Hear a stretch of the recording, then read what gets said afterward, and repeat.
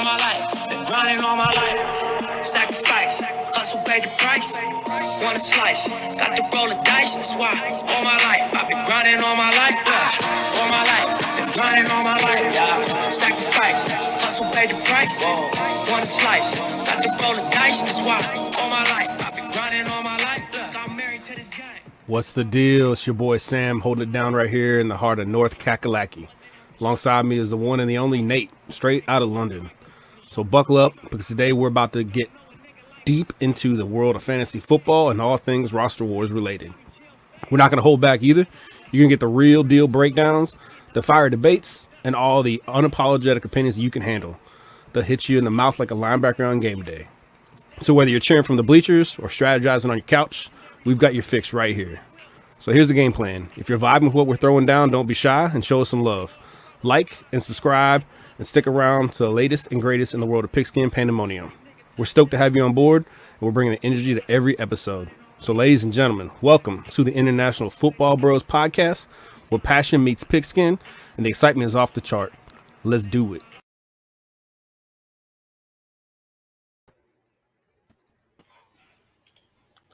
What's good? What's good? How's everybody doing? Yeah, all good. All good.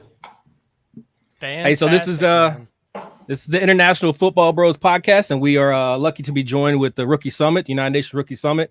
So I'm Sam, a football podcast with Nate as my co-host, and then we got Corbin, Ross, and Tyler soon to join us from the Rookie Summit. Yeah, boys, I'm glad we're able to do this, get it together, and chop it up some football. Exciting time of year. It's been a busy week, hasn't it? There's been a lot of moves. Yeah, it's a lot to talk about. I think a lot of squeeze in this small period of time. Definitely.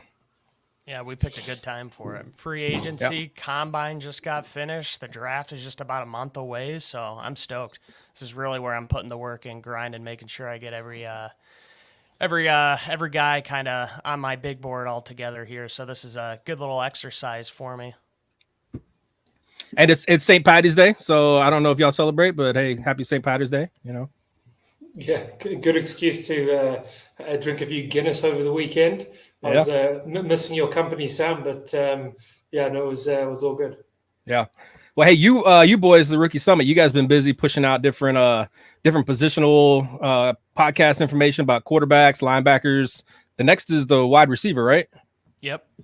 Yep, I'm looking forward to that one, because I think we all know that that's the big strength in this rookie draft coming up. So, yeah, absolutely. I mean, the running back class, it's looking a little bit weaker than most years. You know, there's a couple of guys that are pretty interesting, but those receivers, I mean, especially at the top, there's going to be a couple of guys taken in the top 5. I mean, with Superflex, that can throw a wrench into things, but I mean, you can make arguments that you got 3 or 4 guys who belong in the top 5. So.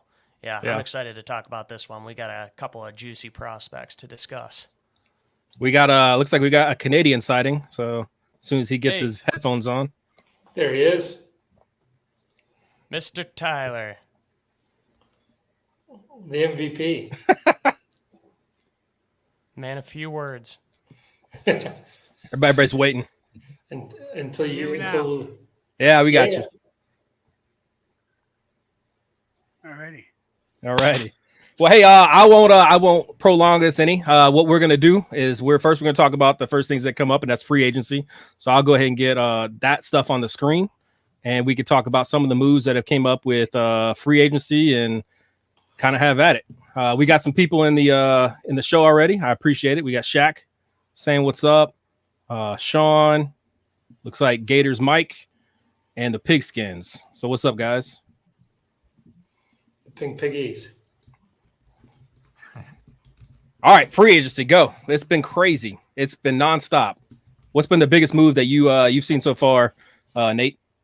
The biggest moves. It's difficult to actually pinpoint one. I think it's just been all positions have all sort of bounced around. I think the running back, for pure fantasy reasons, I think the running back movements were quite impactful. Along with obviously some of the quarterbacks. But yeah, I think obviously Saquon's move, DeAndre Swift's move, sort of even Tony Pollard sort of maybe being a bit more relevant now. There was a lot of shuffle in big hitting home run hitting, Derrick Henry at the Ravens. Like it just didn't stop. And I think we all know that in a full IDP league with Superflex, there are multiple moving parts to any sort of fantasy setup. But the fact of the matter is your running back or your real sort of cherry on top home run hitters that get you that 25, 30 points on any given sort of Sunday.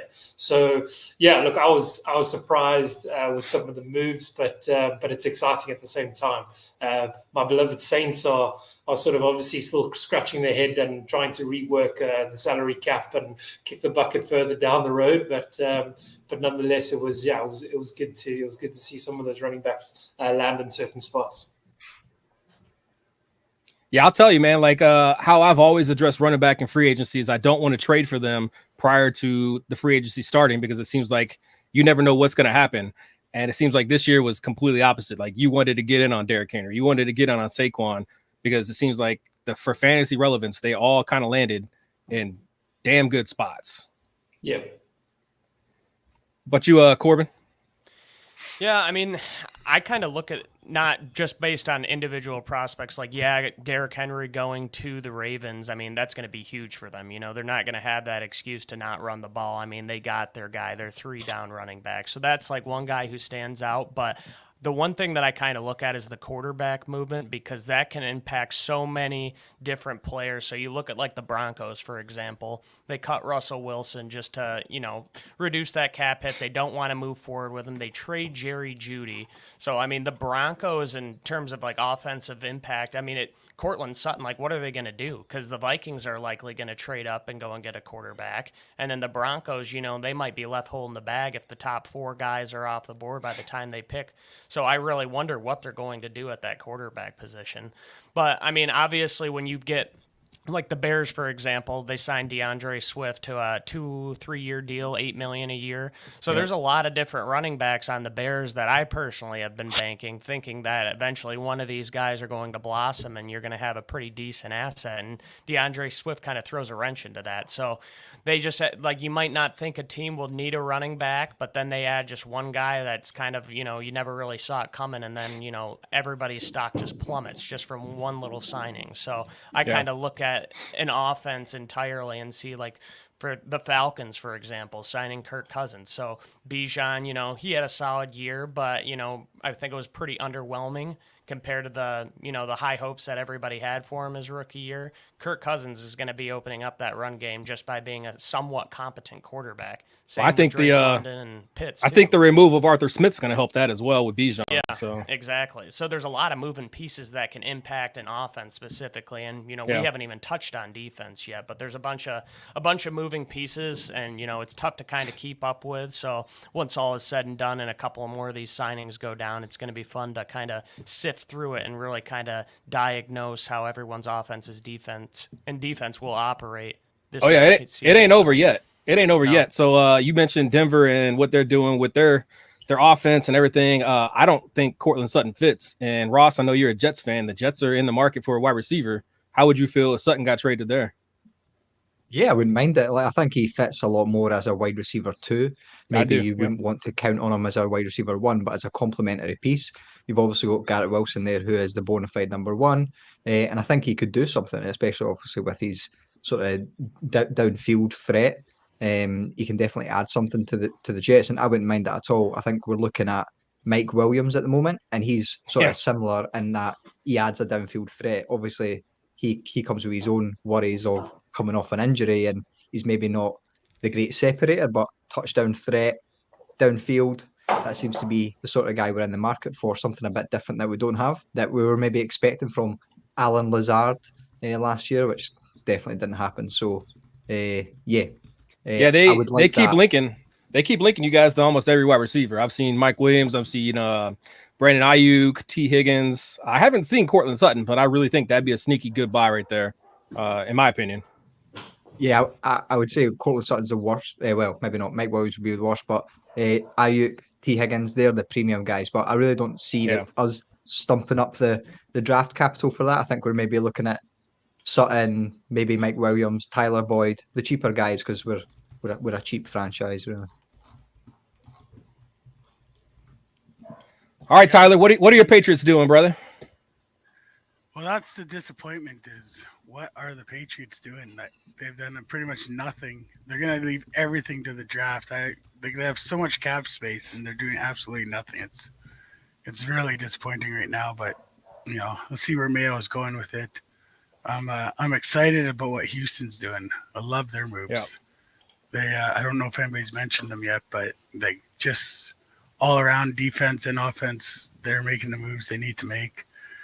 I know that the Patriots, they made some offensive line moves, so that that needed to be done. But yeah, one thing I'm really surprised about this year is, we had all that running back issues last year. Now, all of a sudden this year, they're all getting the money.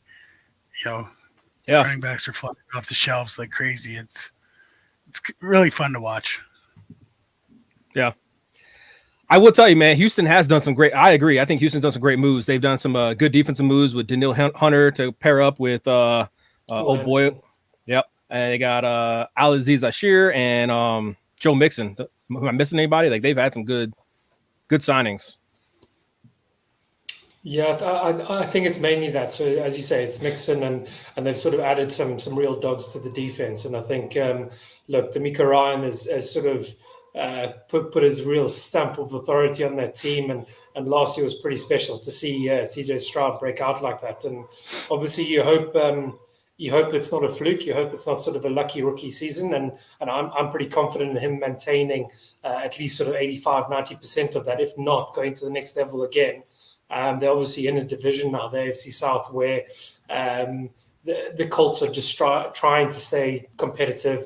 The Titans, I think, are sort of in a bit of limbo. They've brought in a few players like your Pollards and like your Calvin Ridleys, but it's all on whether or not Will Levis is the answer there. And then I'm just trying to think who else in the AFC South there that I'll forget quite forwardly. But look, I think it's Houston's time, and I think it's exciting to see them play so well. They're an exciting team to watch on both sides of the ball. Well, you got the Jaguars. They added Gabe Davis. Yeah. They lost Ridley, but they added Gabe Davis. I'm not a huge Gabe Davis fan, but I mean, it makes sense for their team. I think the AFC South is actually like they're stepping up their game a little bit because all four of those teams, I think, have a path to relevancy. Obviously, in Tennessee, it's all about whether you believe in Will Levis or not. I think they are doing what they need to do to put weapons around him to find out if he's going to be their guy. Like, you got Ridley, you got D-Hop, and you got two running backs now that are kind of the same, in my opinion, but I think it's going to be a fun offense to watch. I don't think it's going to be the same Tennessee offense that we've seen in the past where it's, run the ball and grind it out with Derrick Henry, because obviously he moved on. Yeah, it's not really sexy to talk about, but when I think about Titans, I think about the offensive line, and I think the fact that they've got the new coach in, who's maybe obviously his dad's an offensive line guru, so I think they're hoping to get some coaching in that room and improve the level there, and then obviously adding in free agency, just adding playmakers, because normally it's either you do one or the other, you can't do both, but it looks like they're trying to coach up the offensive line and just add talent elsewhere, and it's. I was surprised at the Tony Pollard sort of signing as well. I thought Tyjae Spears was the man. He was going to slot in as the running back one. I was really impressed with him as a rookie, getting on the field with Derrick Henry. I know Shaq says he's not a 3-down linebacker, and it's right. But yeah, so I was really hurt by that, to be honest, as a Tyjae Spears owner in a couple of leagues. But I still believe you can get on the field at some point, maybe do the rotational running back thing that modern NFL loves. Yep. Hey, Pollard didn't do anything. Pollard didn't do anything last year when he was given the chance. I don't think Pollard's, I think Spears has a chance to be the number one there, and Pollard's just going to be a guy to come in and give him a rest every once in a while. Yeah, I think the thing with that don't give up on Spears yet. Well, with Pollard, I think that obviously losing Zeke kind of hurt. He was kind of the lightning to Zeke's thunder. He could, loosen him up and he would win with his speed. That's his game. And so I think that really impacted his fantasy value this year, because I was pretty high on Pollard going in. But obviously, I'm a big Spears lover too. So it didn't really make sense. You would think that they would want, maybe somebody who could muster a little bit more of a workload. And then Tyjae Spears would kind of be that, that quicker scat back kind of option. So I don't know what they're going to do in Tennessee, but yeah, I mean, it might be a year or two until Tyjae Spears can really take the reins of that offense as the lead running back. I mean, I think I think you're right, but I think there's another piece of that story. I think it's all about scheme. Dallas operated; they needed that grinder, and then Pollard did really good that season when Zeke was there because he was that change of pace. And then when you put him as the only guy, and the offense doesn't change, he didn't do what he needed to do. But I think Tennessee, I don't think they grinded. I think they're going to be more pass centric this year. Yeah, and it's interesting because who was the coach that they hired? Tennessee Coach. Yeah. Brian Callahan. Callahan, yeah, with the Bengals. So it is pretty interesting because obviously, you know, they think they have something in Will Levis. And I mean, you saw what Callahan did with Joe Burrow, and they were a pretty balanced team. So, I mean, it's tough to say what's going to be going on because Mixon, he kind of took up so much of, you know, the touches there. But then they had Pirine as well. Samaje Pirine was doing well there too. So, you know, I don't think that he's going to be eradicated from the offense by any means. But at the same time, with Derrick Henry leaving, you were kind of hoping that maybe they'd make a lower level signing and he would be able to take the reins. So I still think they can be effective. But I'm gonna see how the new offense will be. I'm gonna give a little teaser here, okay? And Shaq's in the audience, and him and I've been talking, so he already knows this because I shared it with him. But there's been a lot of talk on the Roster Wars forum about quarterbacks, rightfully so, right? Because we just talked quarterbacks are on the move, things have been crazy. Hey, should they sit a year? Yada yada. So I was bored, and I did some digging and some what we're doing. Can you tell me in the last 10 years what second round pick in the NFL draft? Second round had a top 12 or top 24 season. There's only one.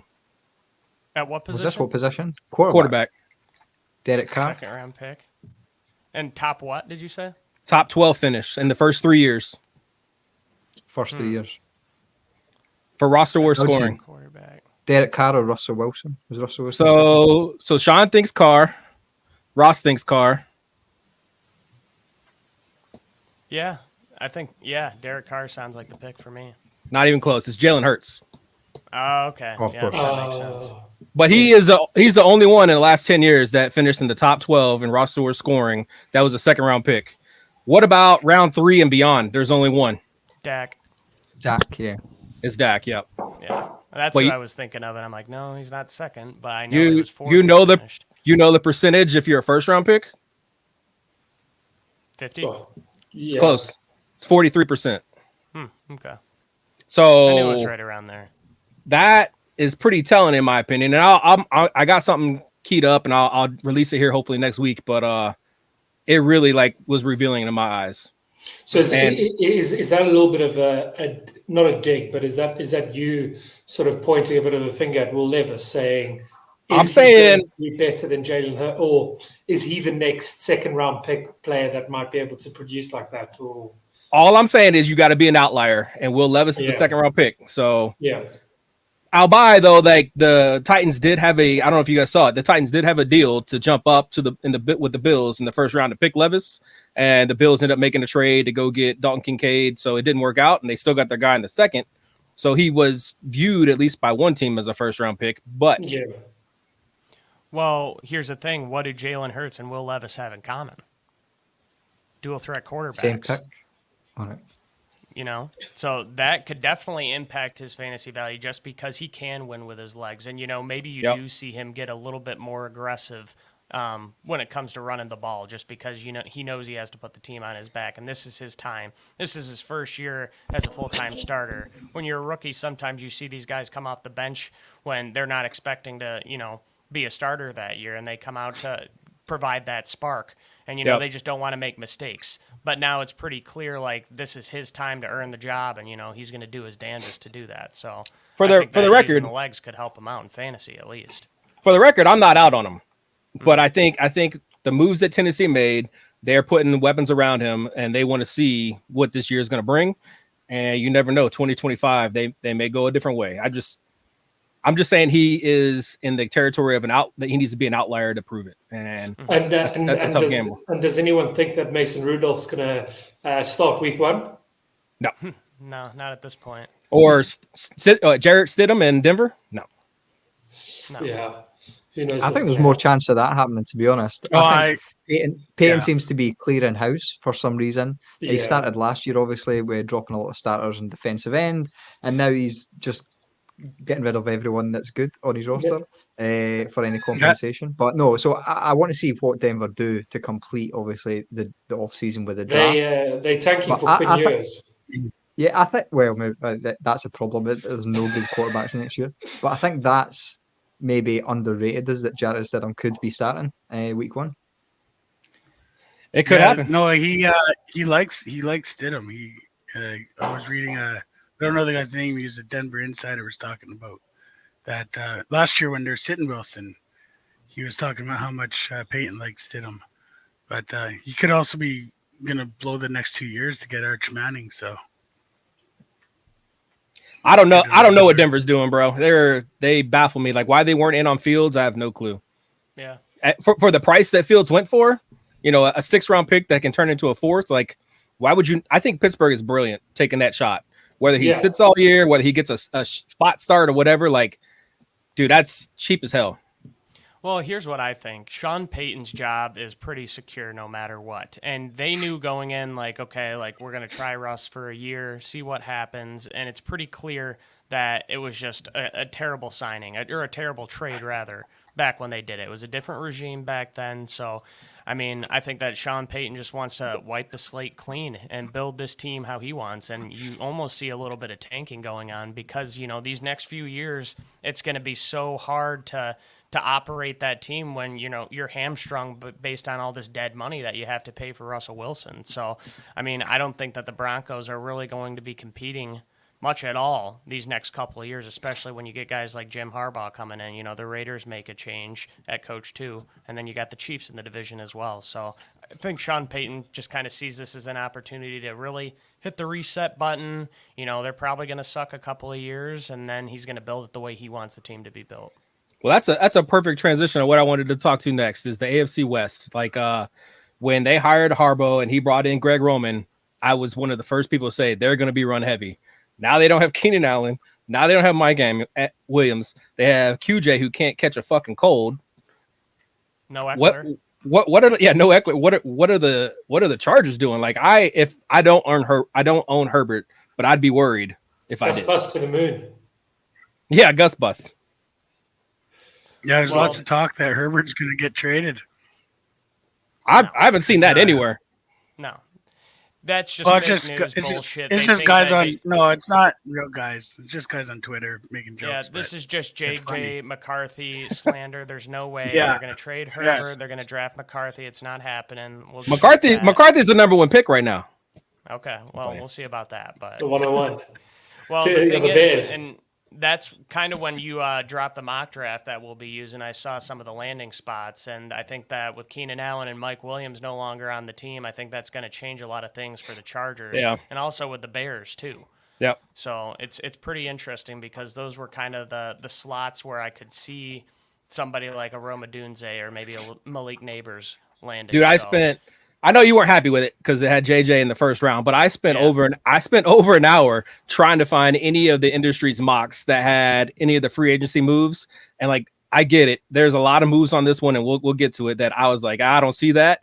But it even had the move that Minnesota made with Houston to go up and get. I'm like, well, this is, and people are talking that Minnesota made that move so they could jump up and take a quarterback. So it's a little viable at least. Yeah, I was just giving you a hard time, I honestly. know. So for those who don't know, Corbin and I have a primo bet. It's one of the best bets I've made. And it's a secret. We're not going to reveal it until it happens. But if JJ goes in the first round, Corbin's going to hate his life. And if he doesn't, then I'm going to hate my life. But it's going to be fun. Yeah, I mean, the odds are stacked against me at this point. I'm not liking what I'm seeing online, but I'm just hoping and praying that these NFL teams aren't as dumb as some of these, people in the media who are pushing the narrative that JJ is going in the first. So I don't care if he gets put in the mock drafts, whatever. We'll see what happens in reality here. But I mean, they pushed Levis as the first overall pick, and look what happened, last year, and look what happened. So nobody knows shit, Yeah, and I mean, it was the same thing with Malik Willis, Like, I mean, even I bought into the hype as well with Malik Willis. Like, hand up, like, I'll admit when I was wrong, and I was absolutely wrong about it. But I think that a lot of these evaluators, they aren't privy to a lot of the information that these NFL executives are.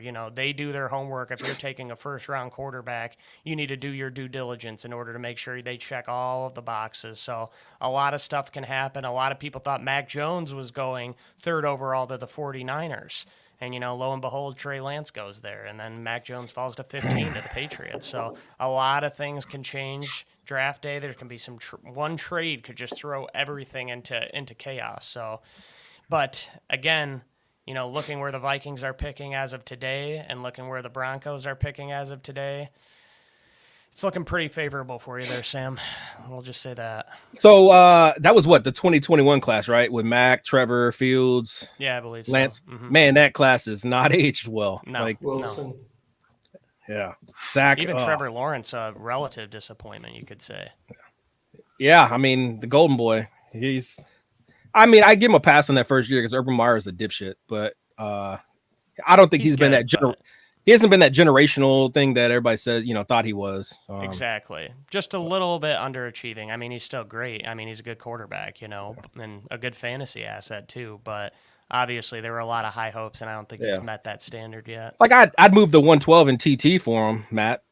Yeah. No, same. I'd give a first. No problem. Oh, I just got to trade off. Jared Hold Goff on. straight up. Whoever owns him. Rising rookies, hit me up. All right, so we talk about AFC West. We talk about the Chargers, what they're doing. Chiefs added. I think the only thing I saw they added is Marquise Brown. They re-signed old boy. Marquise Brown, thumbs up or thumbs down in Kansas City? Yeah, thumbs up. Thumbs up. I don't think there's many better places for him to go. To be honest, like we talked about, Courtland Sutton, an ideal wide receiver too. I think the same with Marquise Brown. He's underperformed for years, I think, as the wide receiver 1 in offenses, and I think he just needs to run straight down the field and catch the ball, and he's really good at that. And he's going to be ideal for Kansas City. I mean, we knew, or the talk has been the Chiefs were going to add a wide receiver. I agree. I think that was the one to add. So, Raiders, they added Gardner Minshew to go along with AOC. I think that's honestly going to be a quarterback battle. I like AOC a lot. Who else did they add? Christian Wilkins. Not too much. Oh yeah. Christian Wilkins. Yeah. That's gonna be a dangerous defensive line. Yeah. No running backs really.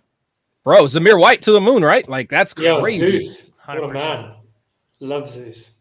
Yeah, we'll see if they add anybody in the running back class. But did you hear Minshew's interview? Because what's his face there was calling him Little Man all the time. Yeah, Max Crosby. Yeah. Yeah, that was pretty funny. Yeah, he's like, oh, I'm glad I don't have to play against him anymore. Like, bro, you're gonna line up with them every day now. Like, yeah. Did they actually sign Minshew to 2 years? Yeah, it's 2 years. I thought I read that this morning. I don't know if I was dreaming. Yeah. I think always like like contract Minshew as well. there for the start. Dude, it's I that think mustache. Their plan is he's going to start, so he's going to start this year at least, and they're going to try to groom to a guy. I think they need to draft someone because I don't think he's really good at all. Obviously, Shane Steichen last year, I think, masked a lot of deficiencies. And every time I watched the Colts, it was just turgid to watch. So, yeah, maybe there he's got Davante Adams to lean on. He might be okay again, but I really think they need someone to compete for the starting job. I'm not really sure what they're doing. They're making sort of win-now moves like Christian Wilkins. I suppose he's still young, but they're throwing some money around, but they're not a win-now team. They're definitely in a rebuild. They're picking the top half. I can't remember what pick they are. Are they 15 or 11? Something like that. 11 or 12? Someone was saying, I was listening to a podcast the other day, and they were saying that for the Raiders, I don't know who the new GM is, or sort of the coach, but essentially he was ex-Chargers, and he was the guy that got the charge. He got the Chargers into some massive sort of cap hell, and I think that sort of seems like it's repeating itself a little bit now in Las Vegas, because they're obviously spending on really good players. It's like Christian Wilkins probably deserves that contract. Let's not get this wrong, but at the same time, it doesn't make sense to be putting all your eggs in this basket, and you've got an aging Devontae Adams, and then you let Josh Jacobs walk out the front door. I know you've still got Zamir White, but yeah, is Gardner Minshew or Aiden O'Connell, are they really going to put you up there competing with one, Mahomes, and two, with Sean Payton and now Harbaugh? So it's going to be an interesting league, and I think those three teams, I think the Chargers, the Broncos, and the Raiders, I think they're just going to beat each other a little bit. They're sort of going to beat each other up, and then obviously I think just the Chiefs will just clean house, really. So I'll say look at it this way: like Denver, they're getting rid of everybody. Los Angeles, they are not an offensive threat anymore. You got Kansas City and the Raiders that are kind of just kept what they had for the most part.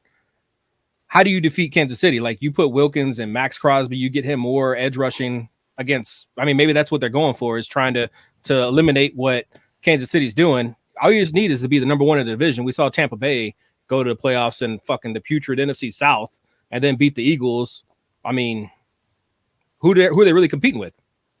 Yeah. Yeah. Don't have a quarterback as good as Baker Mayfield.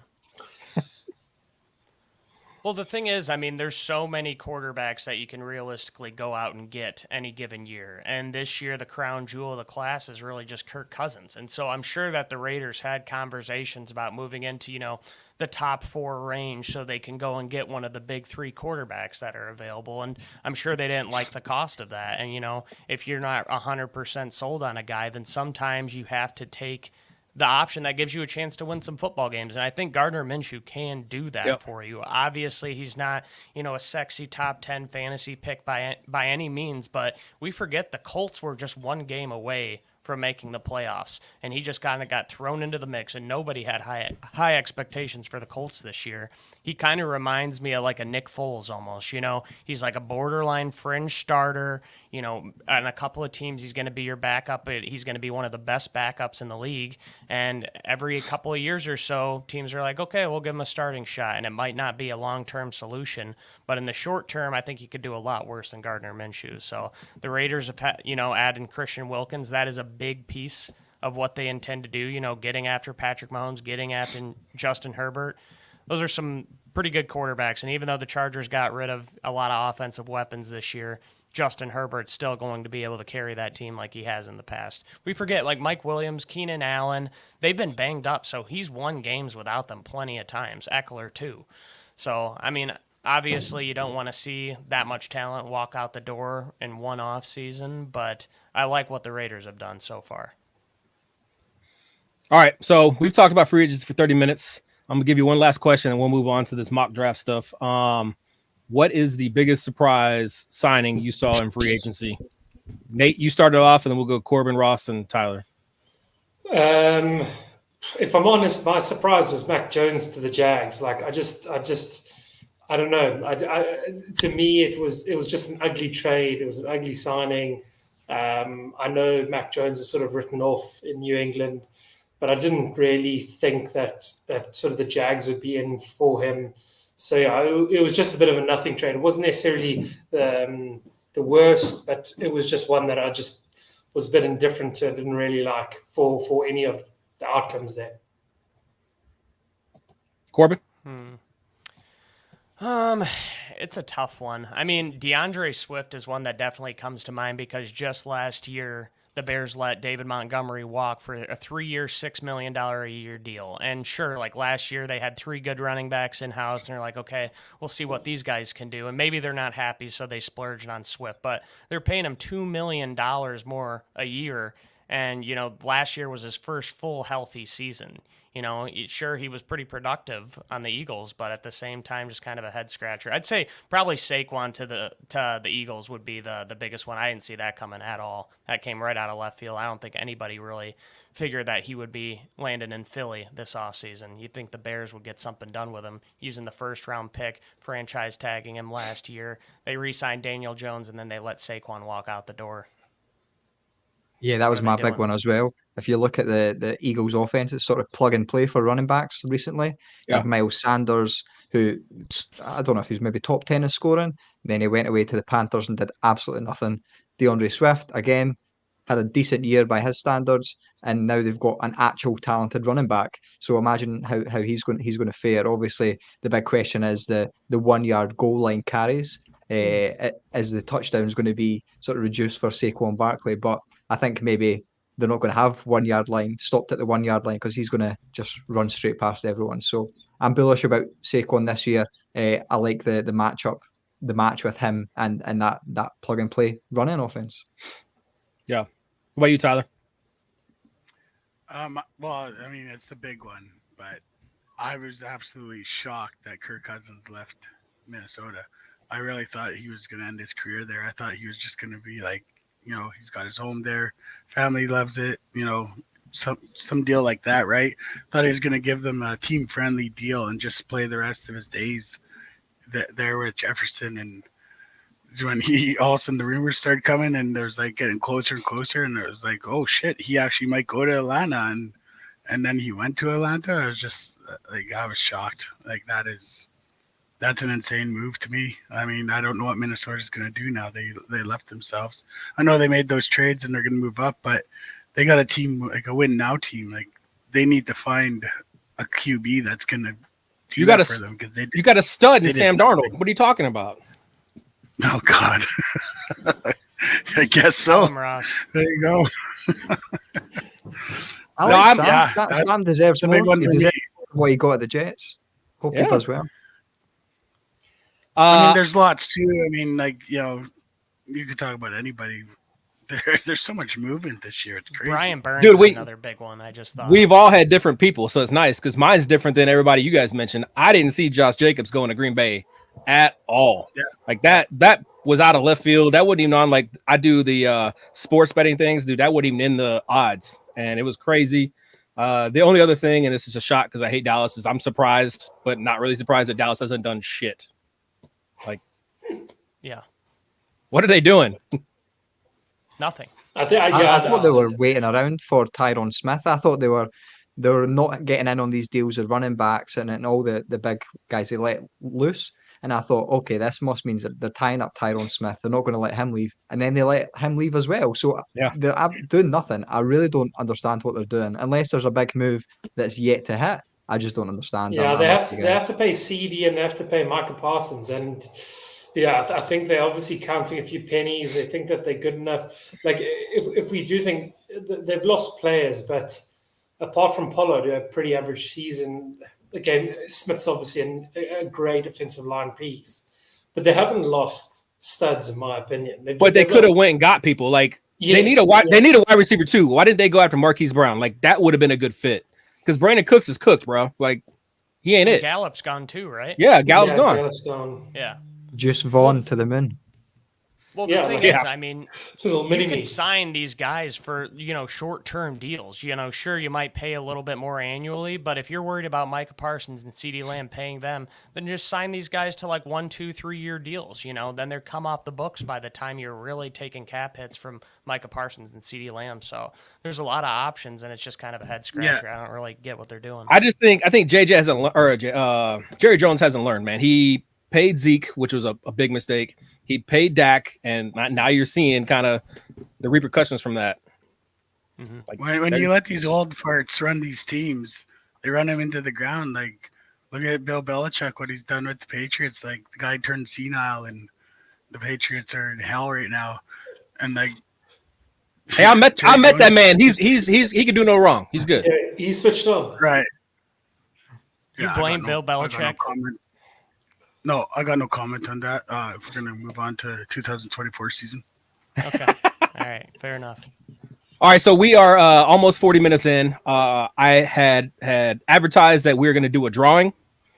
It's going to be for a NFL signed jersey. It's a mystery jersey.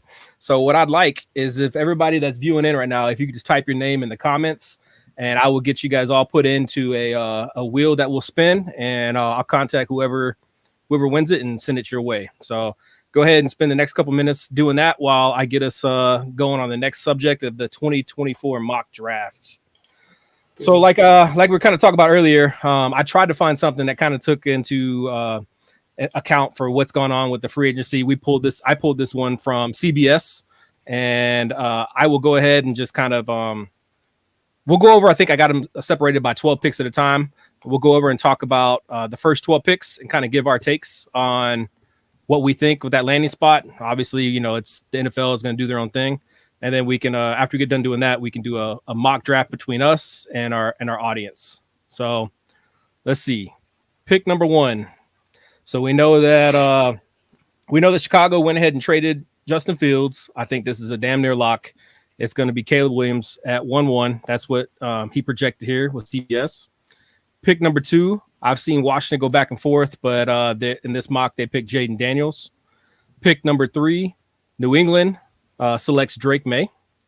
Pick number 4, this is one of the most talked about. This is the chalkiest pick I've seen in most mock drafts. It's Arizona going Marvin Harris Jr., and we know that Marquise Brown is gone now, so I think all they got is like Michael Wilson and the young tight end. So pick number 5 is our first trade.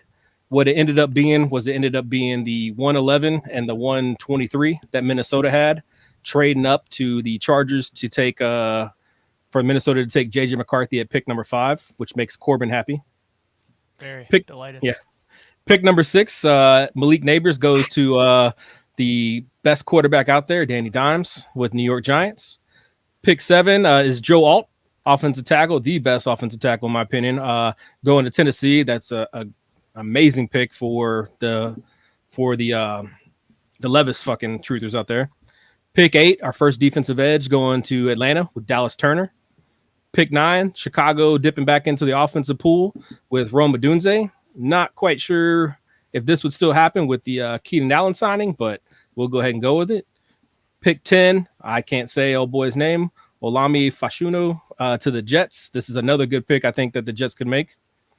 Pick 11, another offensive tackle. I think this is the range you start seeing all offensive tackles. Is Talise Faga. This is the Chargers based off of the trade they did with Minnesota. And then pick 12, not one I really see happening, but it's a Cincinnati trading up with Denver and picking Brock Bowers. All right. Initial thoughts on this. For me, the draft starts at number 2 because I think everyone knows Caleb Williams 101. It's locked and loaded. No one's going to be surprised when the name gets announced. But Jaden Daniels over Drake May. So a controversial one for me. I think Drake May is in sort of a tier of his own above Daniels. Not that Daniels not going to be decent himself, but I had him quite a lot lower. So I would be very surprised if the Commanders did this.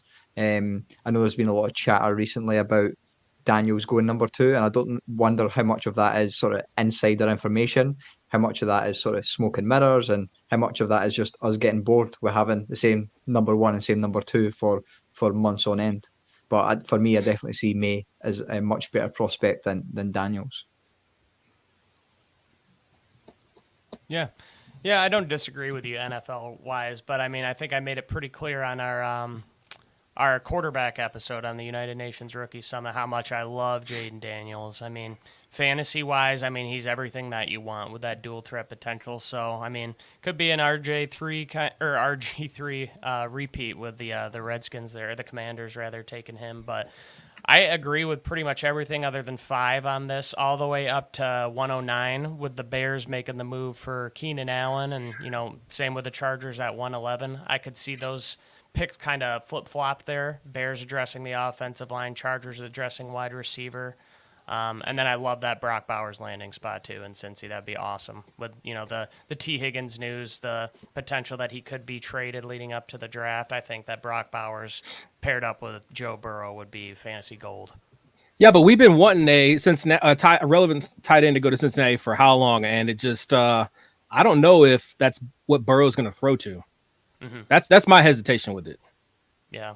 I just think that Bowers is, he's one of the best receiving tight ends to come out of the draft since, like Hawkinson. And, even with him, he was more well-rounded. But I love Brock Bowers as a prospect.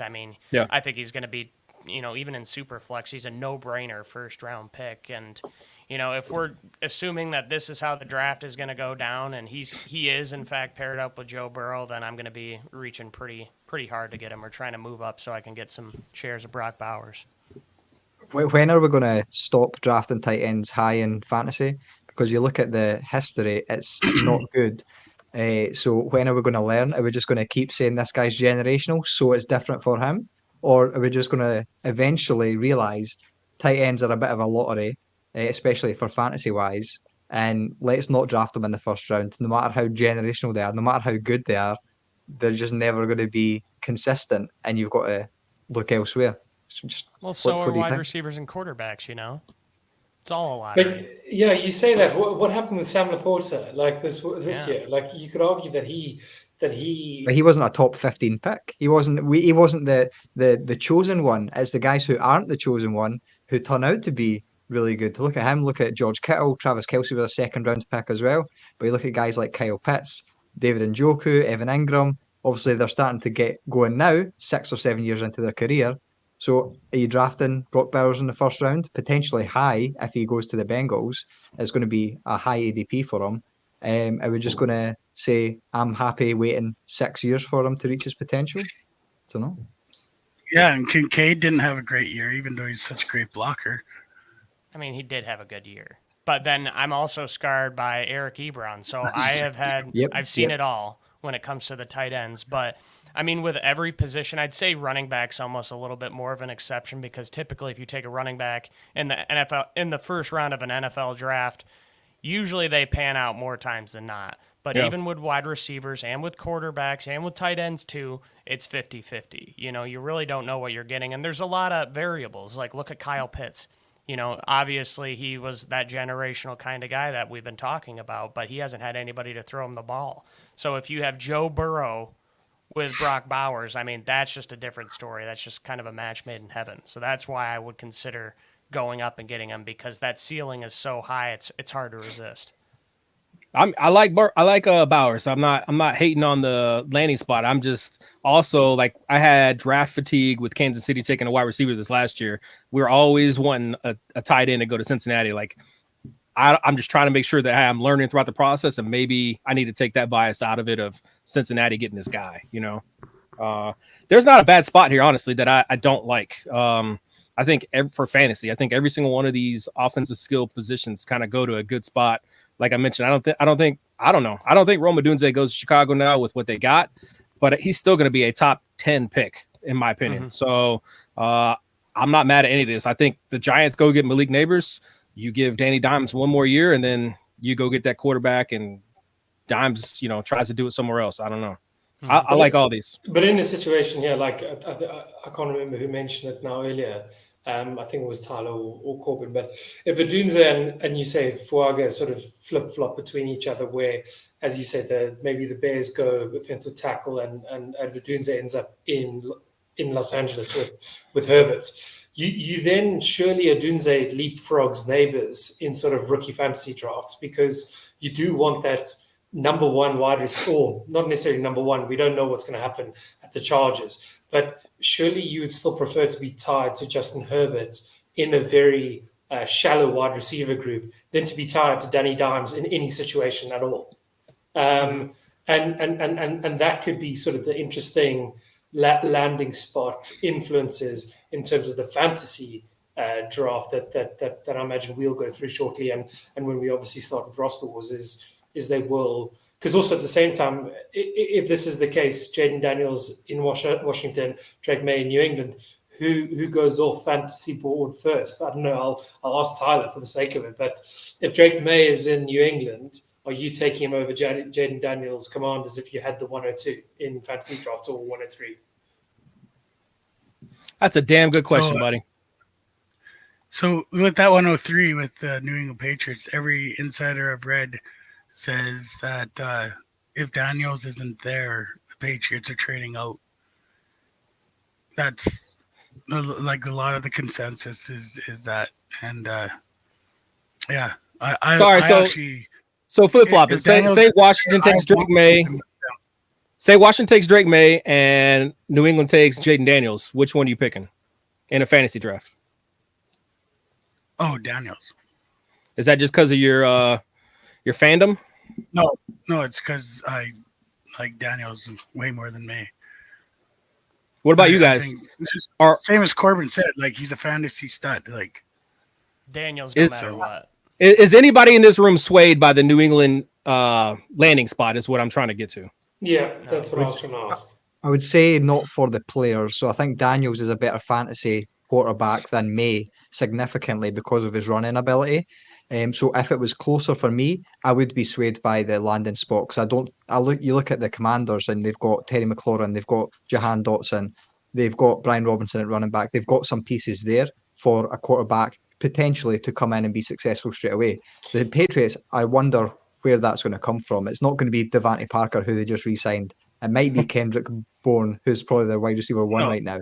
So I really struggle with that landing spot. So sorry, Tyler, but if I think about Drake May and Patriots, I think, am I going to take a wide receiver over him? So it's maybe not Daniels against May. It's maybe, am I going to take Malik Neighbors over Drake May? Because to me, someone like Sam Howell is a good example.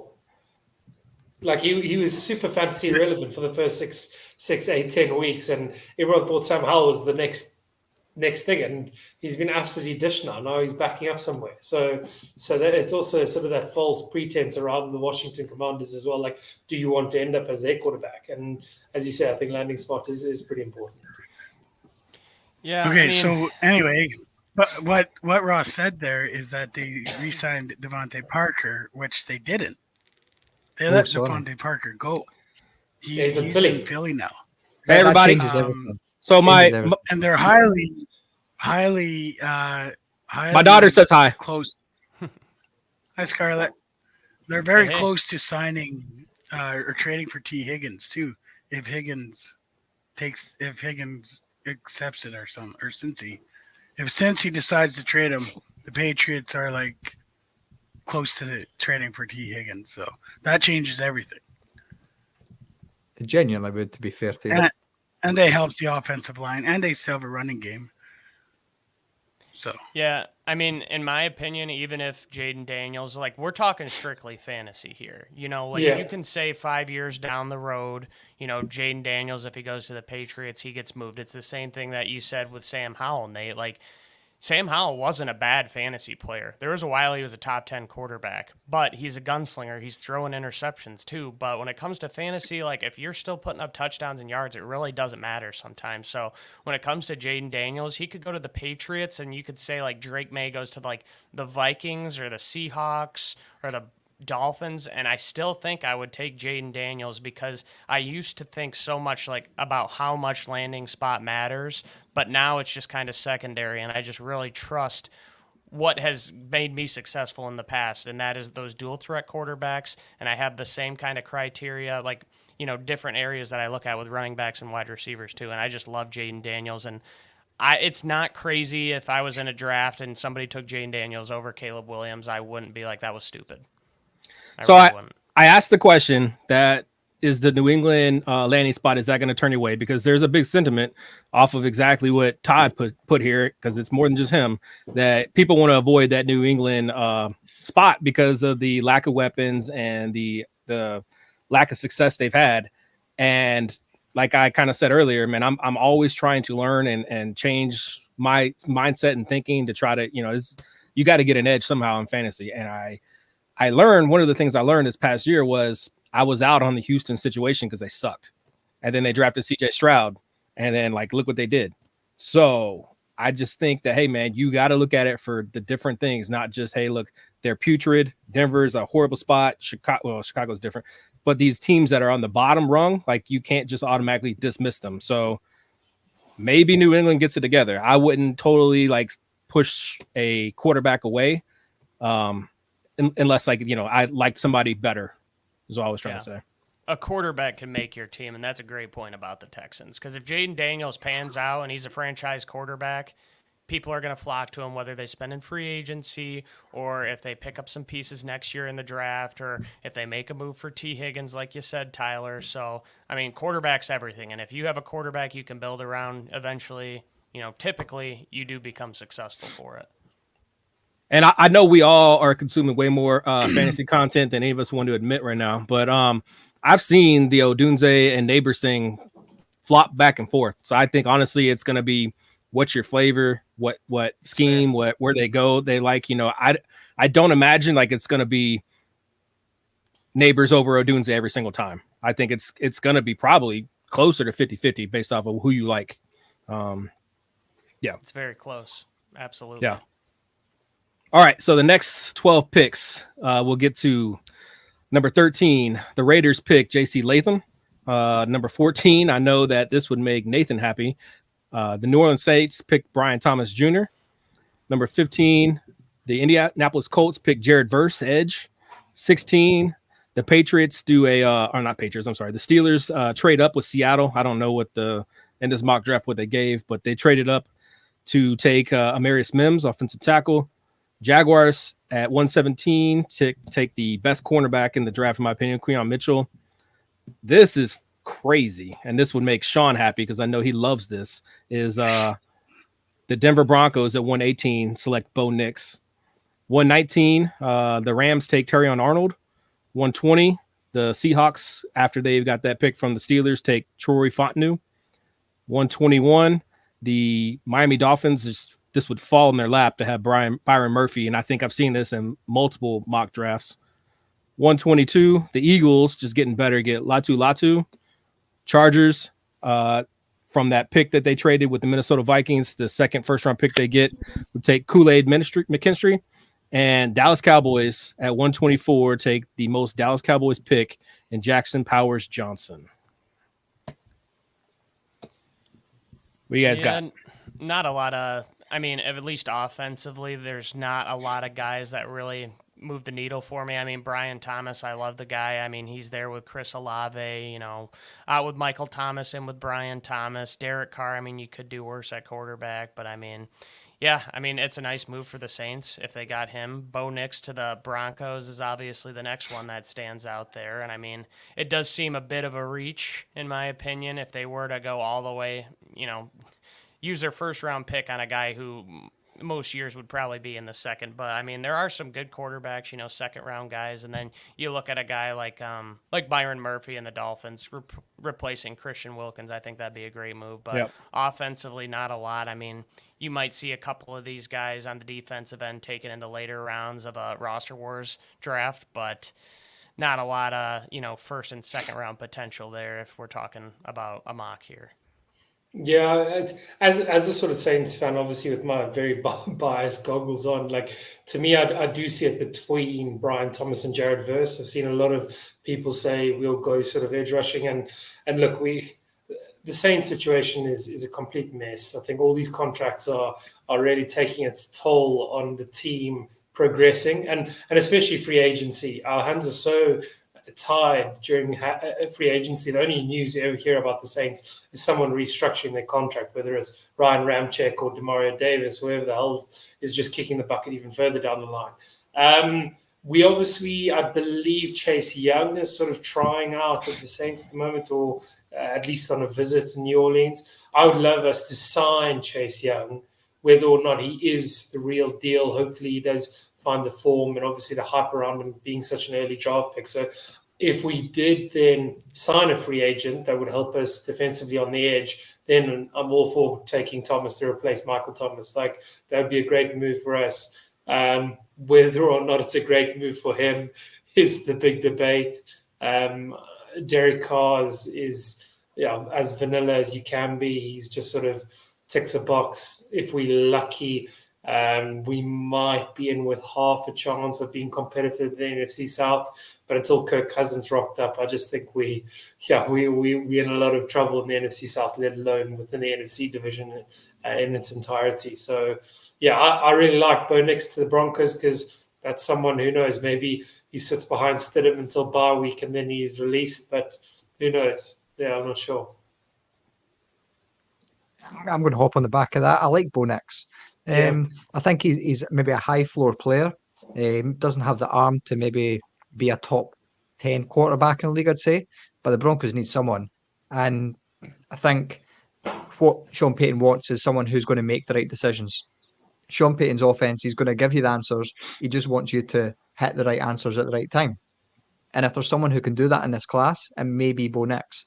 He was in Oregon system, and it was relatively easy for him in terms of wide open receivers because the offense was schemed up. He just needed to make the right decision, hit the right guy, and time in, and they were away. And I think if there's someone who could do that, it's Bo Nix.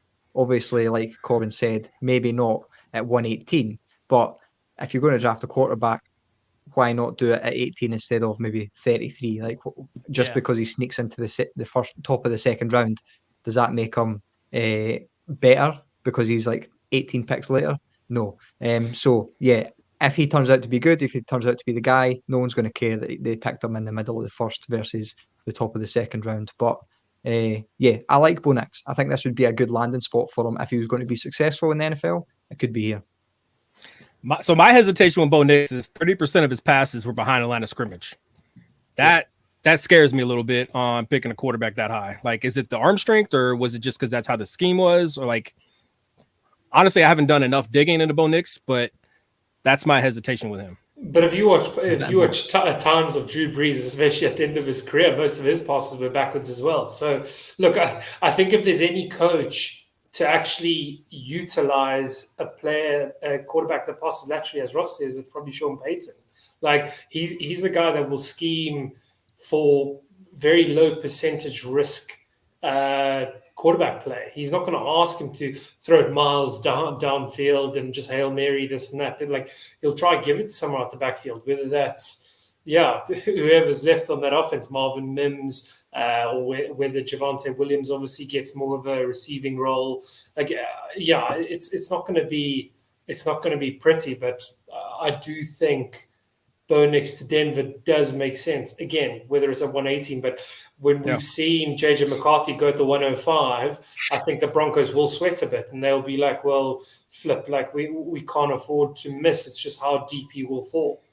I don't disagree. I think so the stat I saw was 66 quarterbacks started this year. It was the most since a non-strike year. So like, obviously quarterback play matters, and these teams are like thirsty for quarterbacks, especially with injuries. Like, you got to find your guy.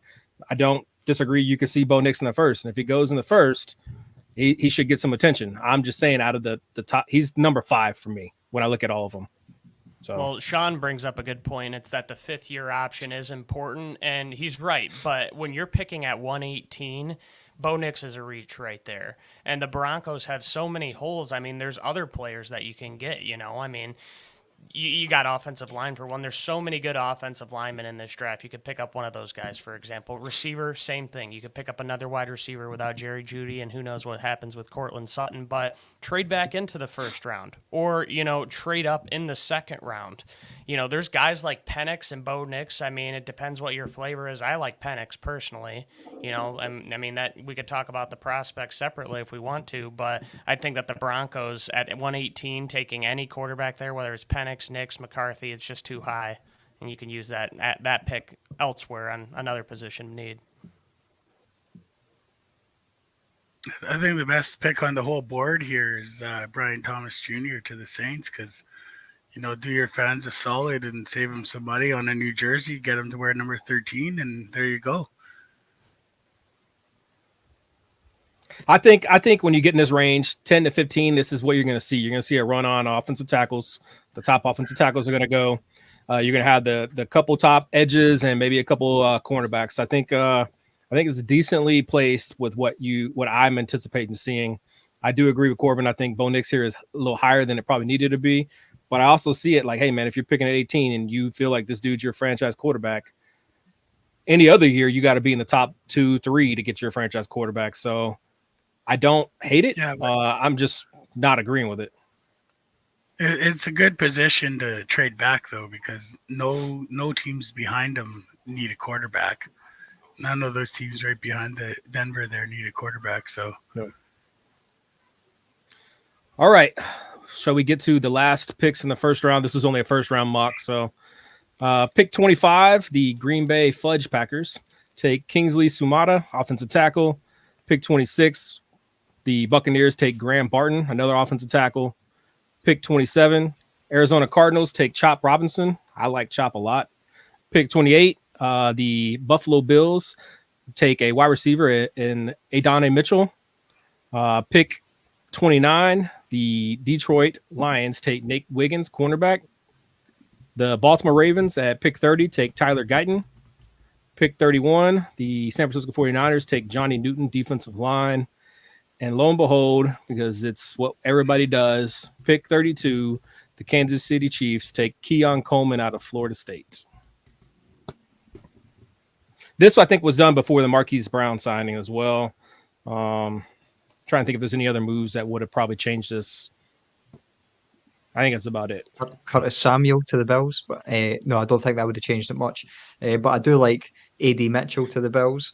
They have a big need for wide receiver. Obviously, they lost Gabe Davis, who wasn't doing much anyway.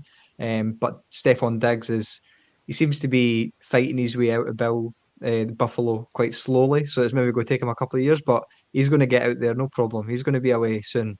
So they really need a wide receiver who can contribute right away for the Super Bowl push, but also sort of develop into that number one guy if Diggs was to sort of kick and scream his way out of Buffalo in the next couple of years. So I really like A.D. Mitchell as a guy who could develop into a number one receiver.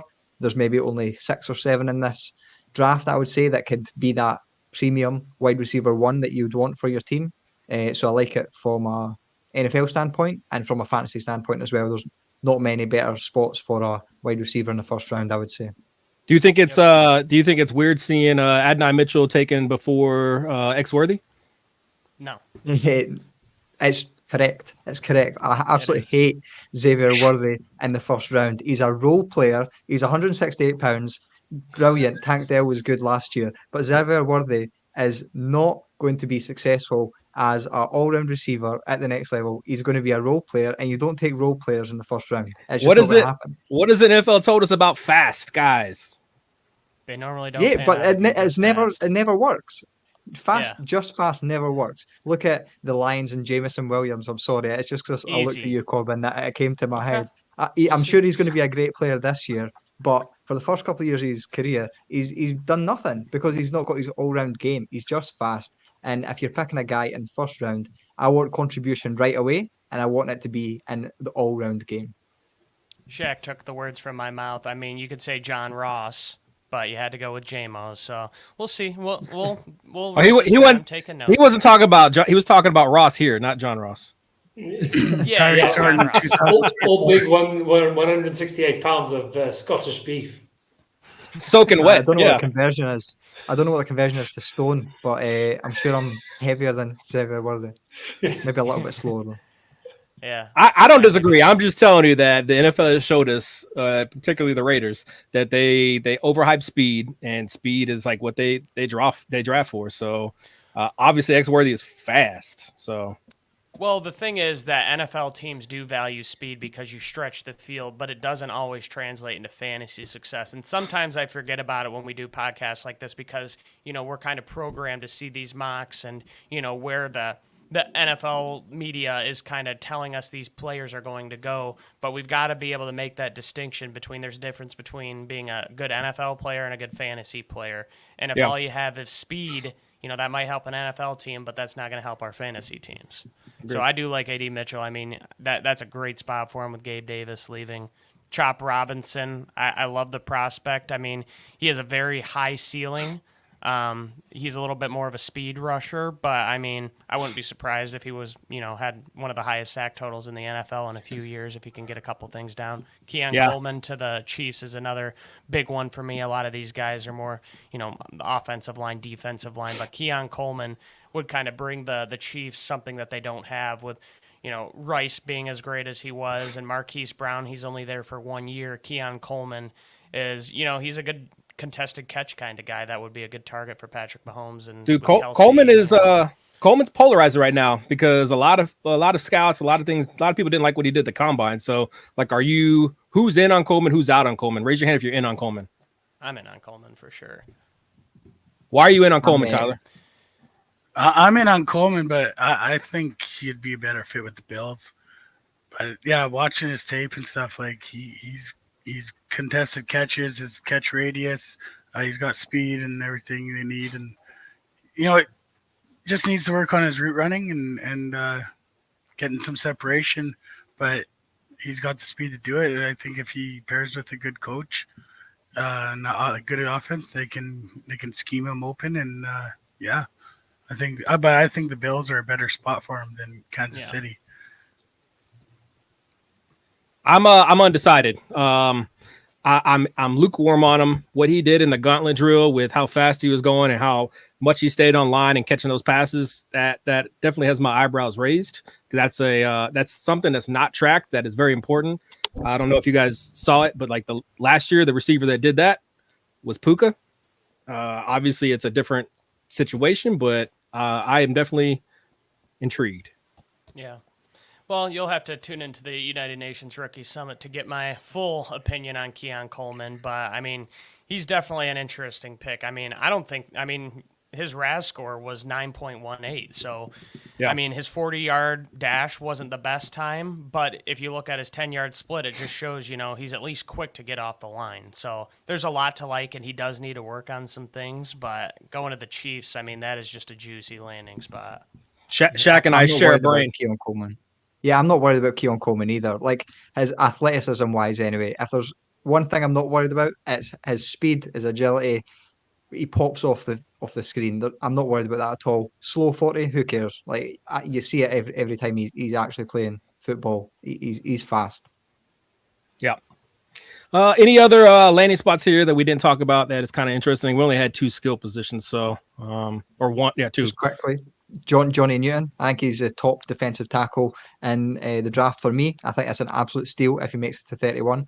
I think someone is going to get a steal because of the offensive talent being pushed up to the top of the draft like we've seen in this mock. So anywhere in the mid to late first round is an absolute steal for Johnny Newton. Yeah. So some of the snubs we kind of saw in this mock, it listed right here. So we'll obviously have these guys that were outside this mock's first round in our fantasy draft. Anybody that you would think in this list or outside this list that skill position wise would maybe get first round draft capital? For me, I mean, I could talked see about Penix sneaking in. No running backs. Troy Franklin is really interesting, and I like Xavier Leggetti too. Those are the 3 guys, or 2 or 3 guys, whatever I said. Yeah, 3 guys. Have you seen the lazy comp of Leggett where they're comping him to Debo because they're both South Carolina? Mm-hmm. Yeah, I don't see it, but he's nowhere near the where Debo Samuel is. Like, I think that's absolute malpractice if Xavier Leggett's in the first round as well. There's a few wide receivers that I do not want to see in there, and he's one of them. Xavier Worthy's one of them, and even Lad McConkey as well. I'm a bit low on him, but I can see if the team wants speed and they're thinking about picking Worthy, I'd pick Troy Franklin instead. Yeah. Yep. Yeah. Sweet. So the next thing we're going to do is we'll get into our draft. First, what I'm going to do is I'm going to do this drawing. I think I had everybody that was in the audience go ahead and dial in their names. So we are going to spin this and we'll see who wins this jersey. Fucking A, dude. I got to spend $50 to send it over to fucking London Mike. Are we going to open it now to see what it is? No, I'm going to keep it I'll keep it a secret. But congrats, London Mike. I'm going to ask you to do me a favor, right? So yeah, you can do that.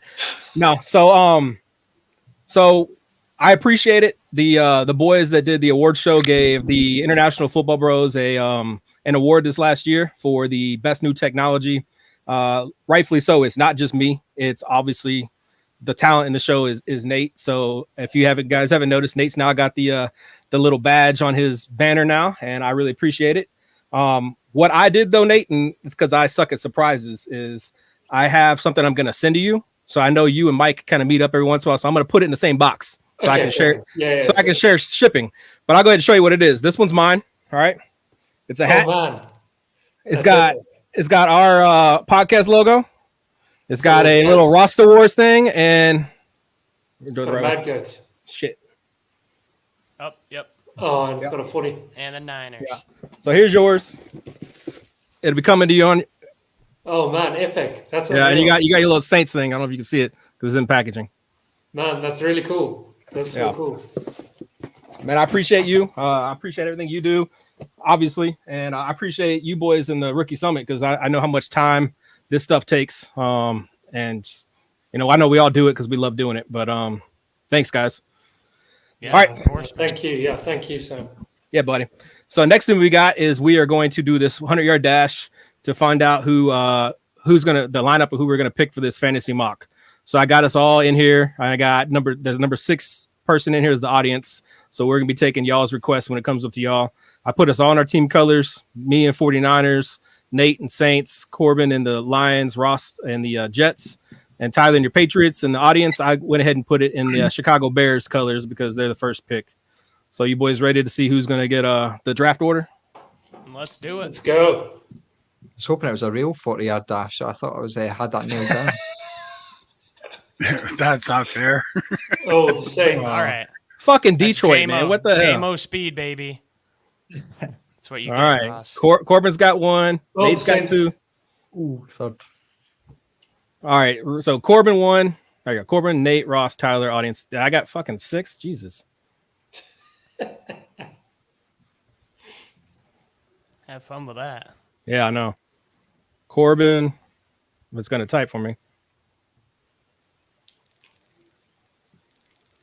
Nate. Who was 4? Is it Tyler? Yeah. Real quick, Mike had to jump off to cook supper, and he says thanks a lot. He's really happy. What a hero. Mike, you're going to have to post that up for us because I'm interested to see what kind of jersey you got. Yeah. Yeah, it's a mystery, so I don't even know what it is yet.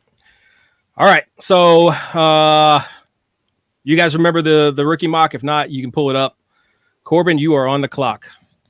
Well, I'd like to be spicy and go with Jaden Daniels, but I won't do that. I'm going with Caleb Williams because, I mean, it's pretty much the consensus 101. I mean, as much as I love Jaden Daniels, Caleb Williams, I mean, he might not quite be as much of a dual threat, but he can use his legs, and that gives you a nice little floor for rushing on a week-to-week basis.